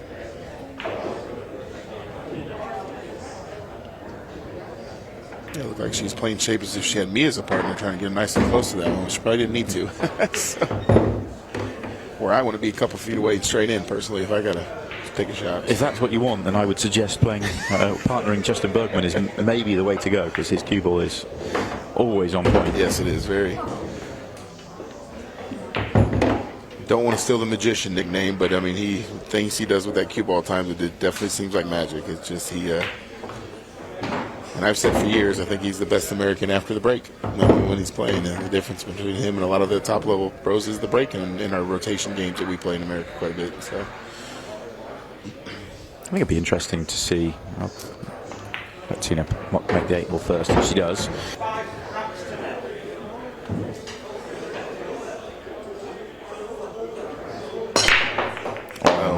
Oh no. And that is a disaster. Cue ball off the table means anywhere on the table with cue ball in hand. It does not have to be in the kitchen. Although Justin may not know that. And does it make a difference? I think it probably does make a difference. Yeah, I know. Wouldn't you go stripes and play the one below the 8-ball? Well, he's going to go solid to try and play the breakout, but I'm pretty sure both those below the 8-ball would go if he had short position. Yeah, it seems like, I don't know, the way he played that shot, I don't know that they did, you know what I mean? Can't imagine. Almost certain he didn't realise that he had cue ball anywhere. Doesn't come up very often. When it does, take advantage. And really, that is actually one of my favorite rules of international 8-ball, because it's like, you know, when you jump the cue ball off the table, it's 100% your fault always. Usually you put a bad stroke on it, and it's, you know, it's more of a penalty when you put the ball anywhere as opposed to whenever you get knocked into a pocket. A lot of times that's just bad luck. So.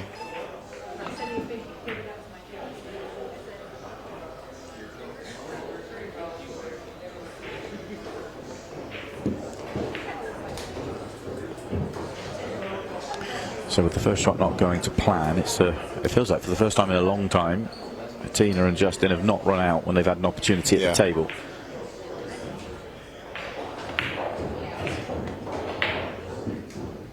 Yeah, I like them picking off a couple of these before they swing at that breakout, and so that way it's just less for them to run when they get back up to the table.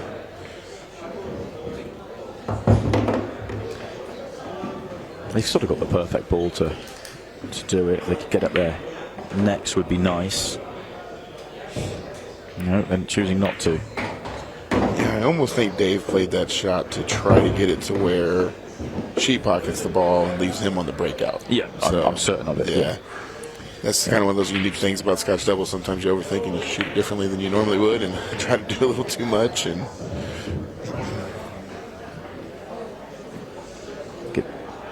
yeah, Dave's just saying it's 15 in the side. Pace control here's the key though. It's leaving the angle on the 13 to play the, sorry, the 11 to play the breakout.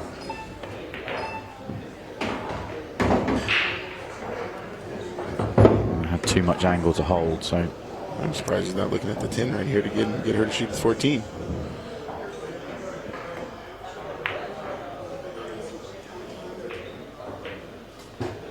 never really had that visit right away from the very first shot. They were just always just trying to get back in line to be able to play the breakout required. But the fact they haven't gone for it means that it's still a big problem for Tina and Justin.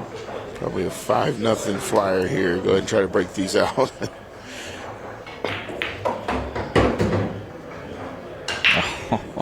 Wow. What a shot from Justin Bergman. That really is incredible.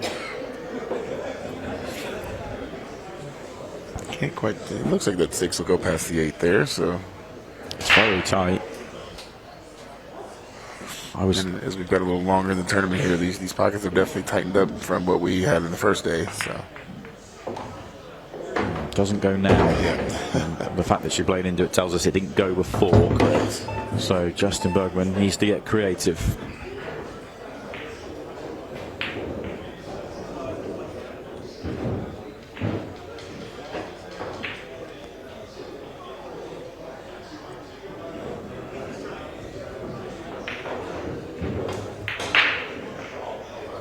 That was creative. Yes, It's a great effort, wasn't it? Yeah, it was. I was wondering what he was going to do there, and then because it's tough for us to kind of see exactly how he's lined up. But yeah, the kick shot was a good thought there.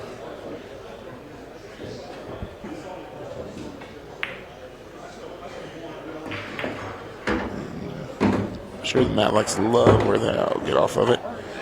So love where that 6 ball ended up. They can play a little bit freer here and try to just run these out. 15-second shot clock going.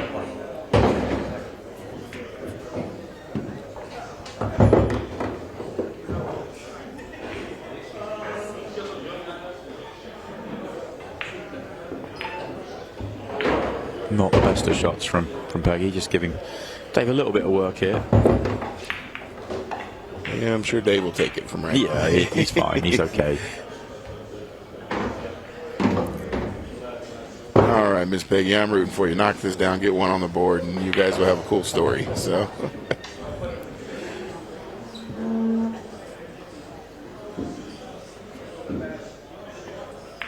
And in it goes. Look at that big smile there. That's brilliant. Winner of this will guarantee themselves in the final against either Payne McBride and Lulu Kebabro or Tom Cousins and Tara Connor. Really, it's been such a great week, and I know I keep saying that, but I can't understate it. This has really, really been one of our, I would say, one of our best events. I just think the atmosphere in the room is an absolute joy to behold, really. And I know people at home will be, saying, oh, well, you would say that, but and I absolutely would, but I mean it. There is a really good spirit in the room. It's everyone seems to be enjoying themselves, and win or lose as well. There's certainly an atmosphere. There are players here that they're here to do business, win the tournament, and and they're here for business. But the majority of players here are here to enjoy themselves, have a really good weekend, socialise, play some good pool, and enjoy the weekend, and that's happening across the board. It's been great to see, and long may it continue. Yeah, absolutely. And we've got a little something for everybody, too. We've got our TikTok table running down there, a beautiful Brunswick table. You can go in there and watch Aiden create content for all of our social media channels, hang out with the staff. I mean, everybody here is super, super nice. It really is a great venue for what we're doing. And then, of course, we have the seriousness up here, the arena, and all the events that we're going to crown champions for. 1 tonight and 3 more tomorrow. Is that correct? That is correct. Five champions throughout the weekend. We've already know Tom Cousins won the very first event, the shootout. His first title with Ultimate Pool USA, just to add to the mountain of titles he's won in total. And we had a little bonus event as well. If you see the young man Hayden Ernst walking around with a ginormous championship belt, it's because he earned that during the break. And it really is a cool little title to hold. We have something for everybody. It's been fun in games, it's been serious, but it's been a really great event so far, and we're only looking at halfway through at this point. So much to come. We're going to play down to a conclusion here in the mixed pairs. Two semis and a final coming up tonight. And I got to say, just sitting on the sideline and watching Tina, I feel like, obviously Justin Bergman is Justin Bergman, but I feel like Tina may have been the MVP of that last match. She played really, really well, especially with a little bit of help from Justin. I was sitting right next to him, and he leaned over to me and he says, can we talk? And I said, yeah, you can talk as much as you want. And he says, oh, well, I'm just going to let her do what she wants. It was really, really funny.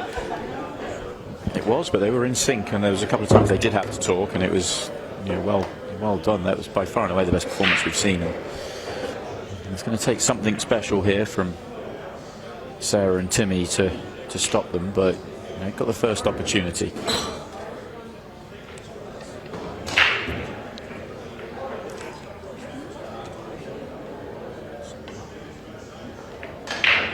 And I'm not sure if this is going to be a legal shot. Yeah, foul shot called.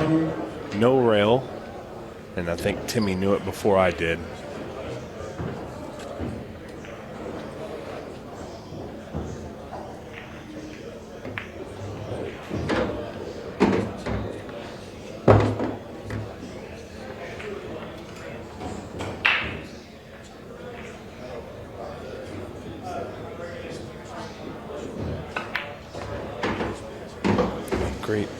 Great play there. Tina still firing on all cylinders right here.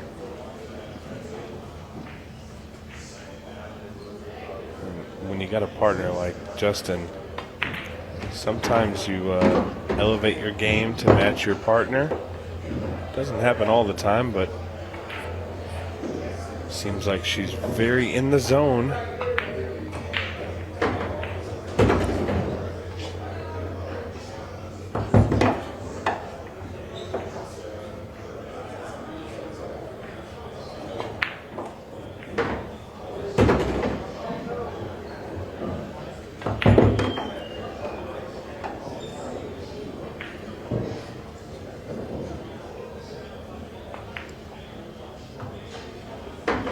That's nice control. Yeah, she really hit that well.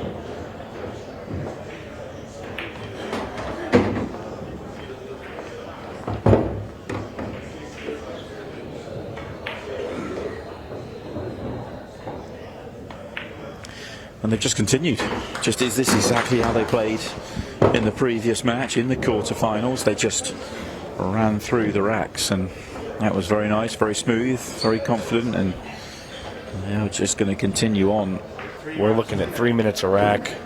That's not, they haven't hit that at all yet. So, well, with a break like that, they might. If she can get a shot, they have a good chance of getting out here. I think it's needed to stay in this match. Yeah, I think you're 100% right. It's a tough first ball. Dealt with well. would have liked to have had something on the 14, and maybe it still goes. The problem, realistically, is that 6 ball's blocking the pocket up there. He's going to try and follow it in. And he does. What a good shot there.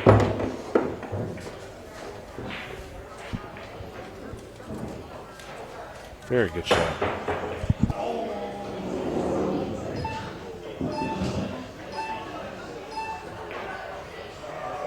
Oh, no. Oh, what an unfortunate series of events there. They were really on a roll, and she had an opportunity at that ball, and unfortunately the cue ball just went straight into the drink.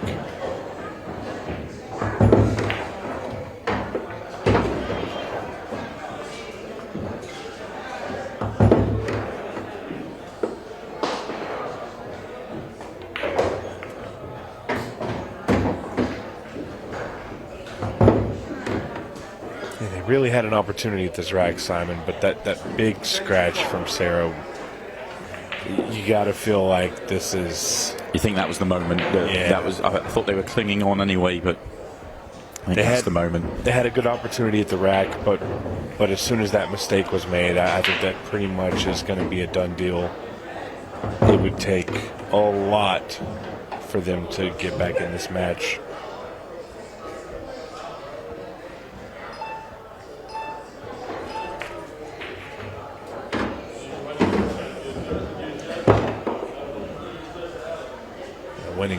Winning 4 racks in 7.5 minutes is no easy task. But they've had a good time. If they were not able to turn it around, it's a bonus event. You know, chance to win some nice bonus money within the tournament. And watch the 8 ball. He's been getting it moving all weekend long, and it was definitely headed towards the pocket. A few bumps kept it from going, and no ball down. Timmy and Sarah are gonna have to move quickly if they want a chance, and even then I still don't know if it's enough. And not having a good opening shot is definitely putting him in a serious position here.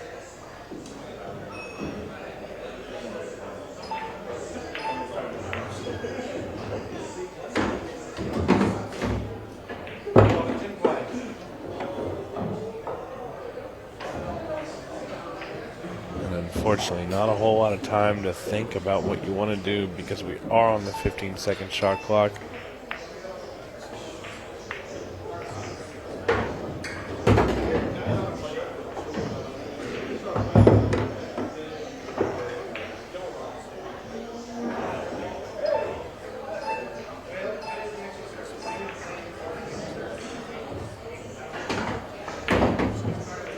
And that's definitely a little, for use of a lesser term, lazy in his positioning on the cue ball. Could have gotten a lot better on that one.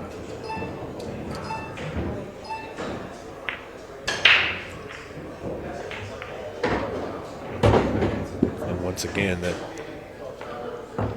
just making things a little harder on themselves. And I think he's got a shot on the 4 ball here, but could have been so much easier.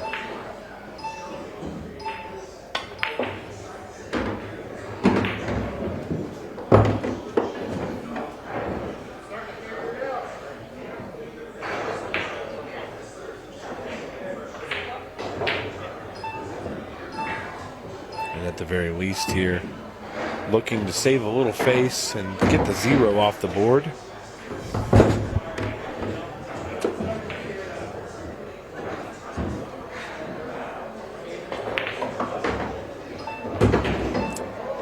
May have the opportunity here, as they say, the skunk is off. There's no whitewash here. no, it wasn't. They could have a bit of fun at the end. That's about it. So we pretty much know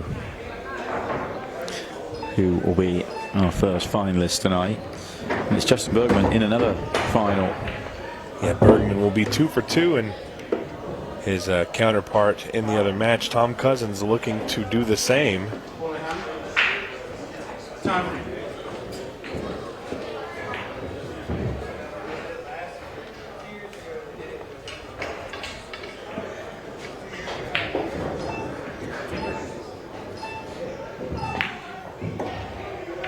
Very nice.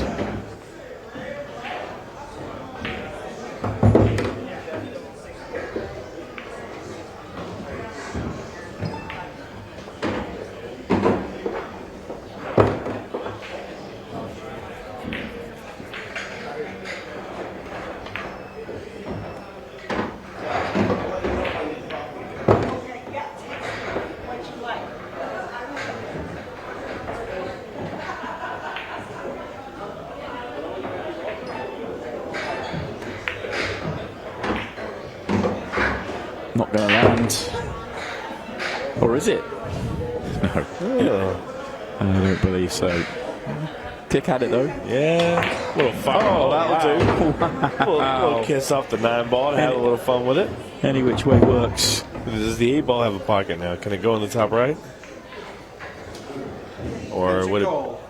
I think it would have to go to the top left.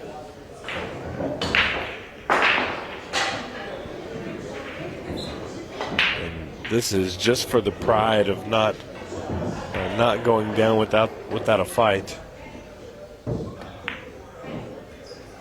Oh, brilliant. What a run out that is. And Tom Cousins breaking off in the first rack. This is shootout rules. It's a race to 6. Everything's the same as the shootout, including the potential for a 6-ball shootout, which would be played under the pairs rules of alternating shots. Me and Tom are actually 100% record in that, by the way. And double 6-ball, or Double, it'd yeah, be double 6 red for you guys, but yeah, I do remember that. Yeah. For anybody that doesn't know, Shane and Tom are going to be. They did play in the Ultimate Pool pairs on Monday nights over in the UK. Did very, very well in that event. Just about a week and a half ago, yeah? 2 weeks? Last Monday. Yeah, last Monday. Well, 2 Mondays ago. Yeah, Tom let me down again. Well, and Tara is going to come up short here with that pocketed ball. Unable.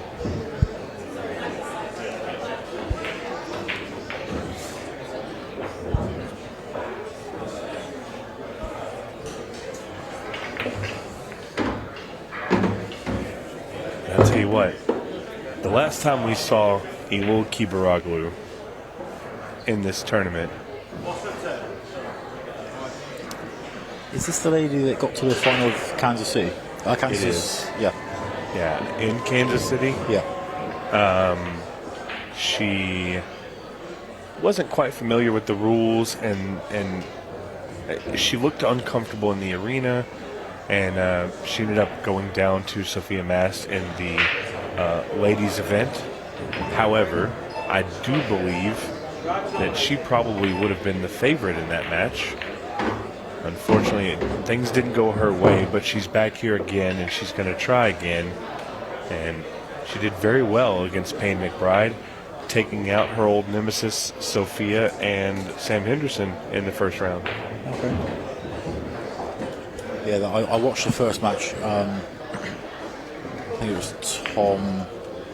Was it against Josh and Becky Stone? Yeah. Tom and Tara I watched that versus game. the Stones, yeah. Yeah, I watched that game and then went to grab some food. So I've been in here since 10 o'clock this morning. So. Yeah, you find some good places to eat here in Louisville? Yeah, really good actually, yeah. Yeah, a couple of places. Some nice tacos and nice little sandwich shop last night. I'm just glad you didn't call it a taco. Taco. My American accent has been terrible this week. But I still keep trying. Give you an A for effort. Tara here is going to have a big ask on her to make this 14 ball and leave Tom something. She's going to have to throw this ball. Shot. Very good shot. press from Tom there. I think he's still good. Yeah. He pops a good ball, so he should be all right. I also think he kind of knew that he wasn't going to get the best return shot, so kind of maybe prepared for it. 30-second shot clock, 1 extension per rack.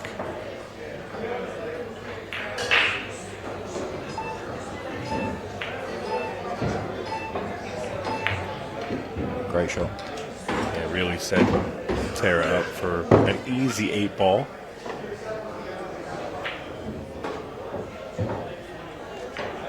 It's nice to see some new up-and-coming players like Tom, to be fair.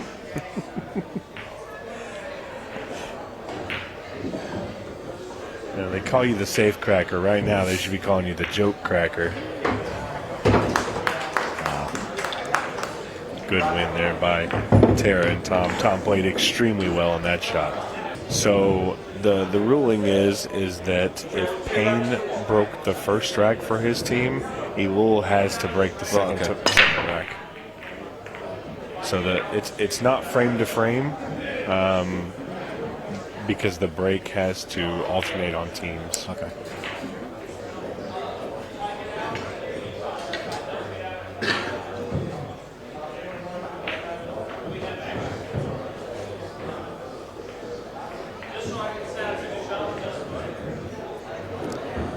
It's a bit of a messy layout. Yeah, it's not the cleanest. I wonder if Tom can make this last 13 minutes. That'd be a rough ask, huh?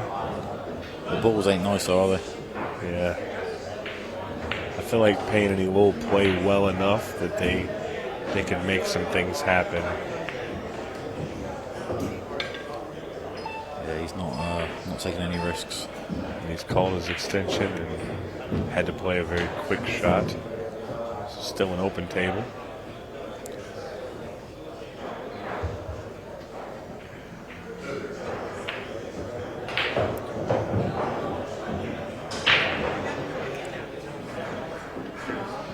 Very aggressive, isn't he? Also, he's playing the 10. Yeah, and I don't know if this is the right play. And that ball staying up.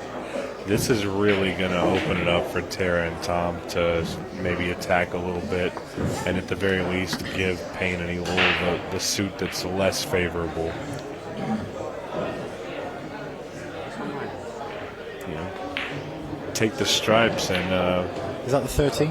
Is that orange 13? Yes. Yeah. I think if they take the 13 top right, and then maybe play the 12 and bump the 6 into the stack. That's interesting. Yeah, I'm not. I think Lulu's going to bank this 13 into the 10.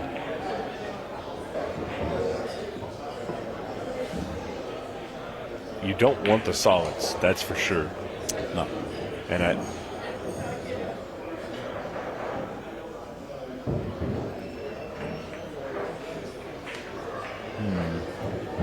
I feel like Tom and Tara have to take this 10 ball. They don't want to be the solids. I think he might take the 11. Or any stripe. And yeah. You don't want to risk getting stuck with the solids. I think if he takes the 11 and he doesn't bump the 6, he'll go past the 6 and be on the 9. And then they all go. And that's a big shot there. Moving past the 6 ball. Oh, he's not. They're making this last. This rack will be 10 minutes. Or it will eat a lot of the 10 minutes out.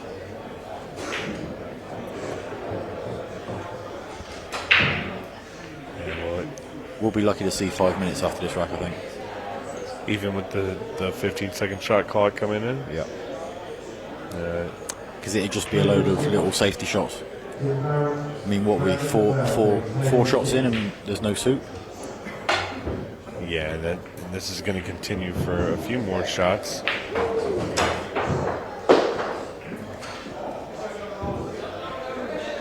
I think a missed opportunity for some of the other teams that are playing this that Tom and Tara seem to do pretty well is both players remain standing and at the table. And that's going to come in handy with the 15-second shot clock. Yeah. Not a whole lot of enough time to shoot the shot. And we are now at the 15-second mark. Yeah, this is where it's going to get interesting.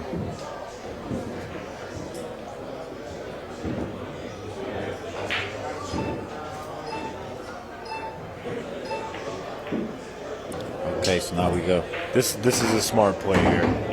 I said it from the beginning. You don't want to be the solids. You got to find a way to take a stripe. And now there's a suit claimed, and I feel like Payne and Lulu have the advantage in this rack now. I think he should have used the extension. That was close, but he's good. Yeah, gut feeling on that one was that he got it off in time, and I think that's why Rich didn't check it. Can you play the 9-12 combo? It's possible. I think that's the play. If you do that, you're guaranteed to break up their balls. You're not. At the angle it's coming off, because I think it's going to come back into the cue ball if you stop the cue ball. It's tricky. Oh. Well, now he can. That's a great shot. Yeah. That was I think, a lot of I think the control. 9 goes. I think it does, Did too. they realize they have an extension? Because they're rushing. Yeah, they do still have their extension, but I don't think they realize it. That's a great shot. Well, we expected it to be a long rack, but Payne made the shot that shortened this rack up by a lot. Tension call. It's a tough shot to kill the cue ball, though. I think you need to play a run inside and come inside the 6. Well, he did the right thing there. He played his extension on probably the most important shot of the rack. Able to make it. Is he gonna get a big bounce? He was begging for it. That is a big bounce. And he definitely got enough. I mean, a cannon into the 2 would be perfect here. What a shot.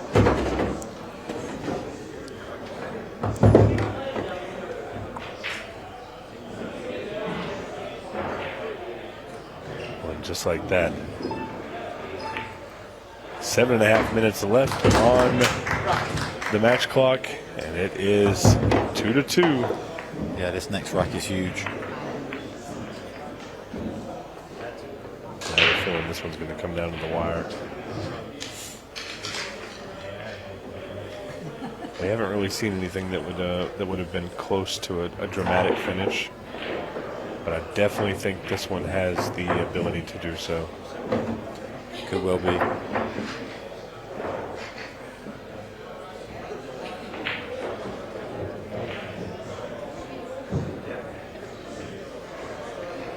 You're still in the Open, yeah?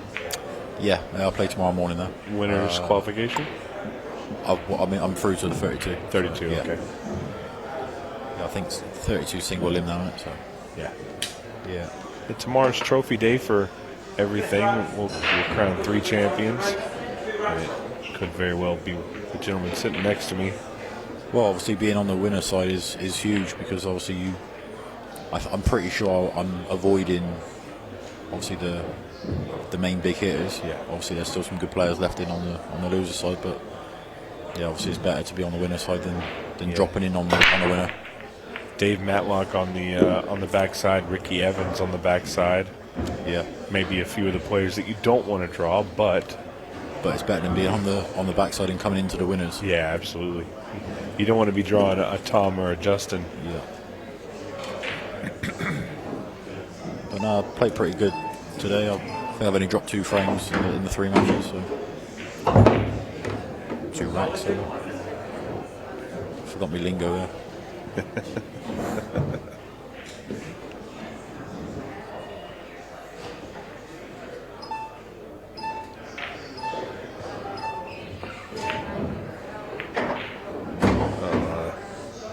That's not great.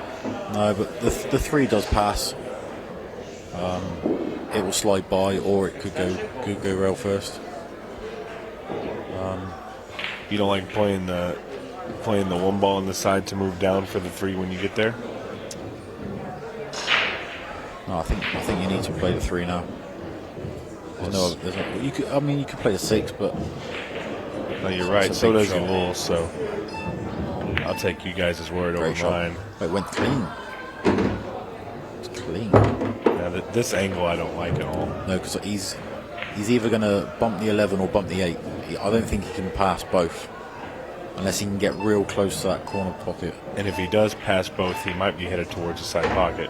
Oh, wow. And it blocked the 6 ball. Does the 1 ball go? No, but the 5 does. The 5 does go?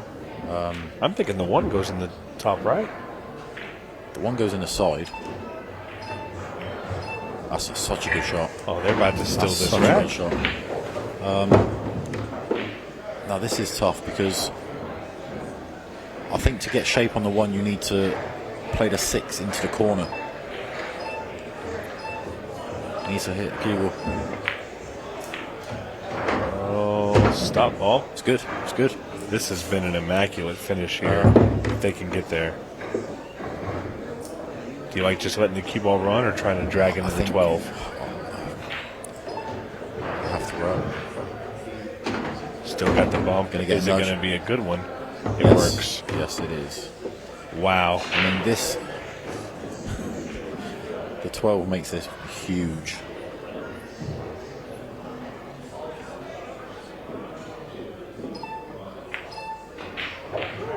That was an immaculate finish. Hats off to Payne and Lulu for pulling that one out. Or option 3, we go to a 6 ball. I think they get out. Needs a ball down. She's got it. And the rack is clustered. The 12 ball needs to be taken down. I think the stripes are good. Either one, but there's no good opening shot on the solids, I don't think. I don't think the 2 ball goes. I think the 2 goes. But I just think it's not a good leg for the solids. Keep an eye on the clock, guys, because this is going to be a photo finish. If Tom can get Tara straight on the 9, I think the 9 goes. Not a lot of time. Uh-oh. Yeah, I'm not sure about that one. Down to a minute 44. We could be going 6 red here, 6 ball. Now here's an important factor, and Tom's going to know this. Uh-oh. Got it out in time. So Tom's going to be very aware of this, and Payne will know too. If they do happen to get out and they make that run, they will make sure to make that 8 ball with no time left, but I don't think we're doing it. I think this is going to become a safety battle of sorts. 1 minute left on the clock. The 14 goes. We're going to a 6 ball, ladies and gentlemen. Think so? Yeah. The balls are too clustered to be. I just don't think they're going to go. It goes. They have a chance Yeah, here. the 12 is tough. If I'm Tom, I'm smashing the 11 and getting it out of there and Well, hoping yeah, you for a have shot. to go now. No matter what, you have to go. 40 seconds. Yeah, there's not enough time for them to clear the solids, so they have to go. Oh my God. 28 seconds left on the clock. All she's got to do is make the 12 and leave something for Tom. The 8 ball doesn't have a great pocket. Needs to play the shot. 7 seconds. Don't get a time foul. Are they going to do it? Oh, 7 seconds. No, we're going to a 6 ball shootout in the doubles. Not going to have the time. What a great effort there.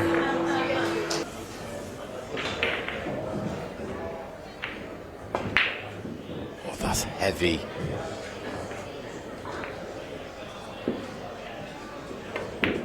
This doesn't have to be a bad time. It really doesn't. But she needs to Stop shot, stop shot, stop shot. roll through for the 6. No. The 6 was a shot. This isn't a bad time at all. The cue ball movement on this shot is going to be key. As little as possible. Oh great shot. What a great shot. 30 seconds roughly. What a great shot. Okay. That's a good time. That is a good time. Yeah, it's a good time. The first ever mixed pairs 6-ball shootout Yeah, we've seen, it's a good so time. we don't have much to go off of, but I believe that was a very good time. Yeah, that is a good time. She's in preparation Yeah. for him moving that cue ball But to this the is side. Yeah, so see, that's the shot. So we always get that ball in the corner. Oh, and the ball fell in on the break, too. They're going to have a great opportunity here. Just need to clear these next few balls out very quickly. Oh, and he laid up for her to shoot it in the side. 20 seconds. They're in good time. Yeah, that's done. They're going to win.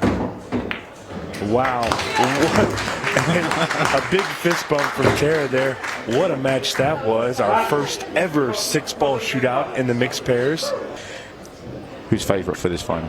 After the 6-ball shootout we just saw, I'm going to go with Tom Cousins and Tara Connor. I'm gonna have to disagree with you. I think Justin Bergman and Tina Larson have played by far and away the better pool through the tournament so far, and I put them as the favourites for it. They have been in sync, they have played brilliantly, and they have the first opportunity here. Race to Sixes has been all the way through the tournament. The difference being this time round, simply the winner takes home the title and the trophy.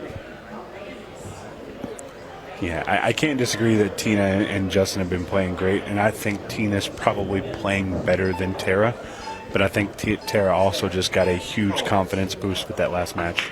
Yeah, the 6-ball shootout was fantastic. They really controlled themselves and did what they had to do. I think all in all, it's going to be a really tight match. I think Tom is playing unbelievably well for his partner. And Justin's doing the same. And these ladies have really held their own as well. I mean, I can't leave the fact out that Tina's probably was the MVP in the first match that they played. Yeah, I have to agree with that.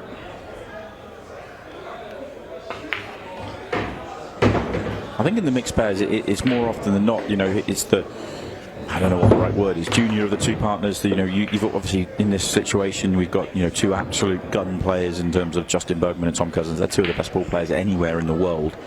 And it's a case of, can they control themselves and can they be supported by Tina and Tara? And that's absolutely been the case throughout the day or throughout the competition. Yeah, these ladies have really risen up to the elite status of their partners. Maybe not total in play, but just in their ability to follow suit. This is a tough one here. Very close with her hands. Got to be quite careful here. And this one gets away. They didn't make too many mistakes through the tournament thus far, and they do make one here. Tom's got an opener, but the 4-ball's in a funky spot here. May take a little bit of a maybe a good roll or a really good shot to have something available on the 4-ball. What makes the 4-ball tricky for me is the position of the 14 and the one that is just bumped there, the 13. Now, I think it's opened up to this bottom corner exactly, now. and I'm not sure if that was by design or not, but that Tom is normally very clever at those sorts of ideas. I have to believe that the way he bumped it, it was definitely by design, like you said. Anything he could have done with there, he needed Tara to top through, and they didn't communicate, which is really interesting, because if he had said, Tara, just go through 3-4 rolls, get me on the one top left with 2 turns of angle, we're out. And she stopped it dead, meaning Tom's got to play a shot here. And I think she's still in 15-second mode and 6-ball shootout mode. But something that they've done better than anybody else in the tournament is being at the ready when their partner is at the table. Some of the other teams maybe inexperienced. 8-ball, 8-ball, 8-ball. Oh no. No good for Tara and Tom.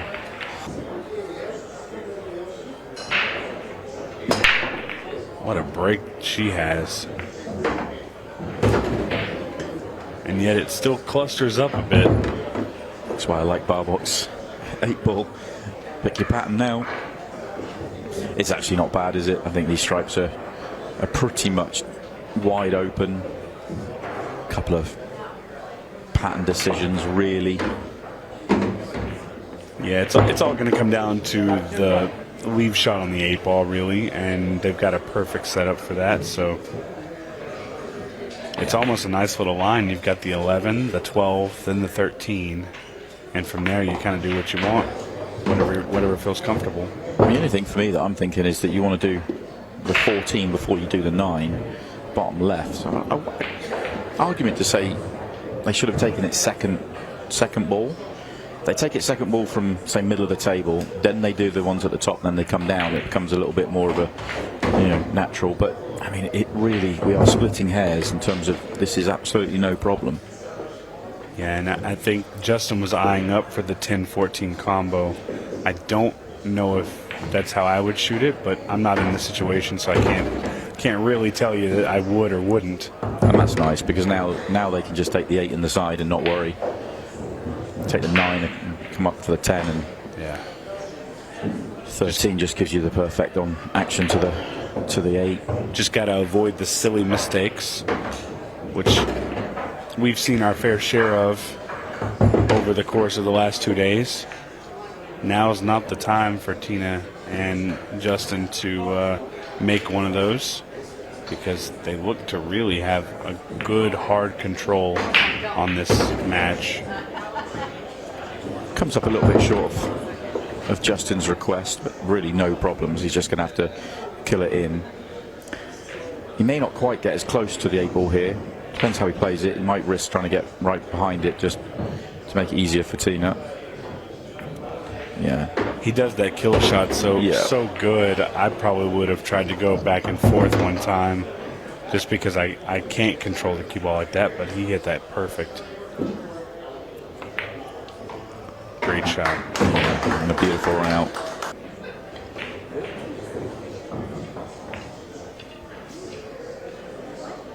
He tried, and he just missed the contact. Well, we're in for some fun and games here. This is not what Tom and Tara needed in terms of, yes, they wanted to get to the table, but what are they going to do here? I think they have to risk playing a 3 ball loss of turn. So and hiding the white down the table. I suppose they could get they get cue ball in hand, and if they get cue ball in hand, play the 9, bump the 2. Yeah. As your last shot, yeah. I like running this table out and getting a good shot on your last shot on the 9 ball, playing it to the left side corner, bumping the 2 into the pocket, and leaving yourself the 8 ball. It's not as easy as I make it sound. Yeah, it's getting that angle on the 9. I would have. That's why I was suggesting trying to get cue ball in hand, because then you get the perfect angle, and then if you manage that, you're out. Because I mean, to get out of that snooker would have been hugely difficult. The other thing that can happen is if they get a good angle on the 12, they can play the draw shot, bump the 2 in, and hope they have a shot on the 9 ball. Yeah. There's a few different ways to go about it. It's quite a big target. Time will tell whether it works out for them or not. Maybe this situation, the match tells them they had to go on this visit. Right here. Oh, and that was almost dangerous, but an opportunity for Tara and Tom to get on the board. This match is still available for them. Just got to roll this in. Cue ball's natural. Just roll it in.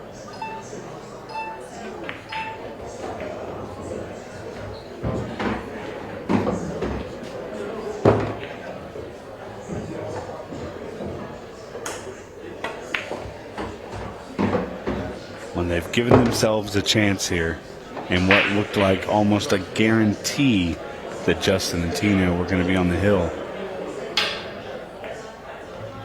They've given themselves a chance if Tom can make this 8 ball. Sure, she would have wanted, or Tom would have wanted Tara just to drop it in dead weight, not leave it on the cushion. But no problems for Tom Cousins. 8 ball moving. Oh no, 8 ball moving. Well, how about that? This match has just turned. It's just turned on a swing of Tom Cousins' cue. Wow. Wow, what a difference that makes and it flew out of there. Look at how much speed it had. Bang. And fair's fair for Tom Cousins and Justin Bergman. Justin had one of those against Tom in the shootout final last night. He gets one in the mixed pairs shootout. And this is a big, important rack in this match. Makes a ball. And has options. Yeah. It's tricky, you know. It's tricky here. I think I like the solids. I like the solids, but I hate the 7. I like the solids, but the 7 is, unless it passes, is no good, and there's no good way of dealing with it. I didn't even realize that it might not pass. Without it passing, I might take the stripes here. Yeah, but there's problems on the stripes as well. It really is. So I think if you take the 2, get underneath the 4, you can then play the 4 up off the 7 and open up the pocket. Yeah, and I think that's what Tom and Tara just discussed, and she played it perfectly. If that's the play, and it goes.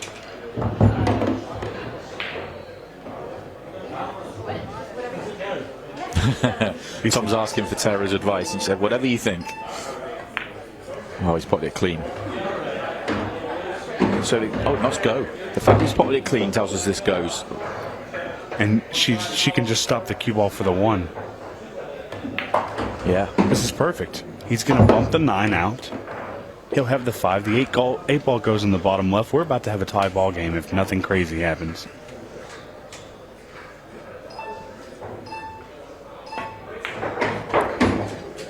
Might would have liked to be a little bit straighter. Yeah, a little funny on this one. It's not easy to get on the 8 here. It's not, because the 9's gone to an awkward place. So you can't come down for it in the side easily. I think you play it forward and go for the bump. She'll take this. Yeah, this will work. That will do. There's more than one way to get there. Just got to watch the cue ball here. It's in a weird spot. You can't make contact with that 13 ball. Weird things can happen if it does. He contacted on the good side. So good. A little bit of fortune, a little bit of quality, and we are all square in the mixed pairs shootout final. I'm not quite sure I'm believing what I'm seeing, in all honesty. Yeah, that opens up the 13. Should be able to open up the 13 when playing the 10. There's still some work to be done here, but I don't know if they have enough time, Simon. Is he going to get there? It is. That's perfect. That is absolutely perfect.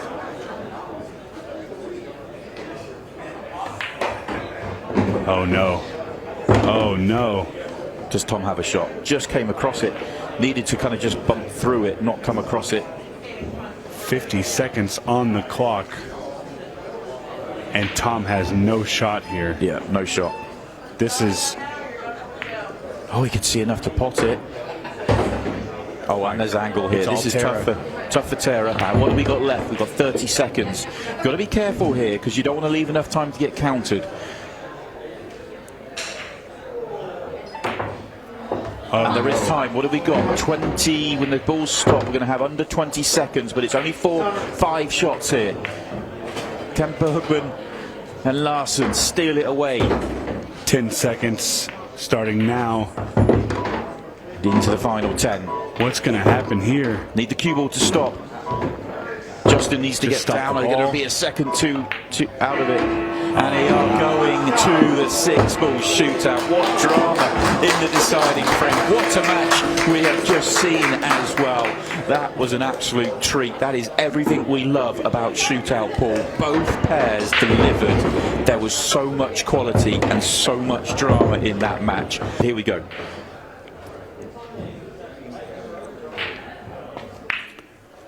Oh, it's a good break. Makes a ball, which helps. Could play the ball down the table, but don't miss, and you're going to set a decent time. This is going to be good. Problem is, it's just the cue balls had to move so much on the first 2 shots, and there was too much waiting on the first shot. So we're going to try and get sub 30. They have a good chance of getting in. Just make this ball. Tina comes through with the 4 ball. Cue ball's got to stop. Okay, it's going to be outside the par score. 33.05 is the unofficial time. That will be calculated. The official time will be given to us in a minute. It will be worked out. Well, look at Tara's positioning here. She knows what her job is. Here we go. Just slightly overhit the break, but the cue ball parked. And it's just don't miss. The 4-ball fell, the 3-ball did not. Okay, this is in the mix, you know. This is in the mix. And Tom's going to take the combo here. This is really good.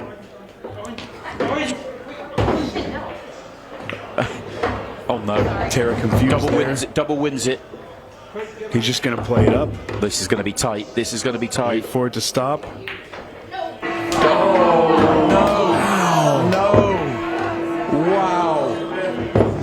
What a way to lose a final. Drama till the end. If the cue ball doesn't go in, we are going to PAR.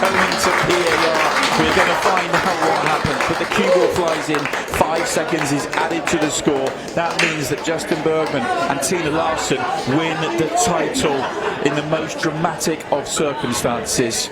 To our tournament winners, the mixed pairs shootout champions, Tina Larson and Justin Bergman.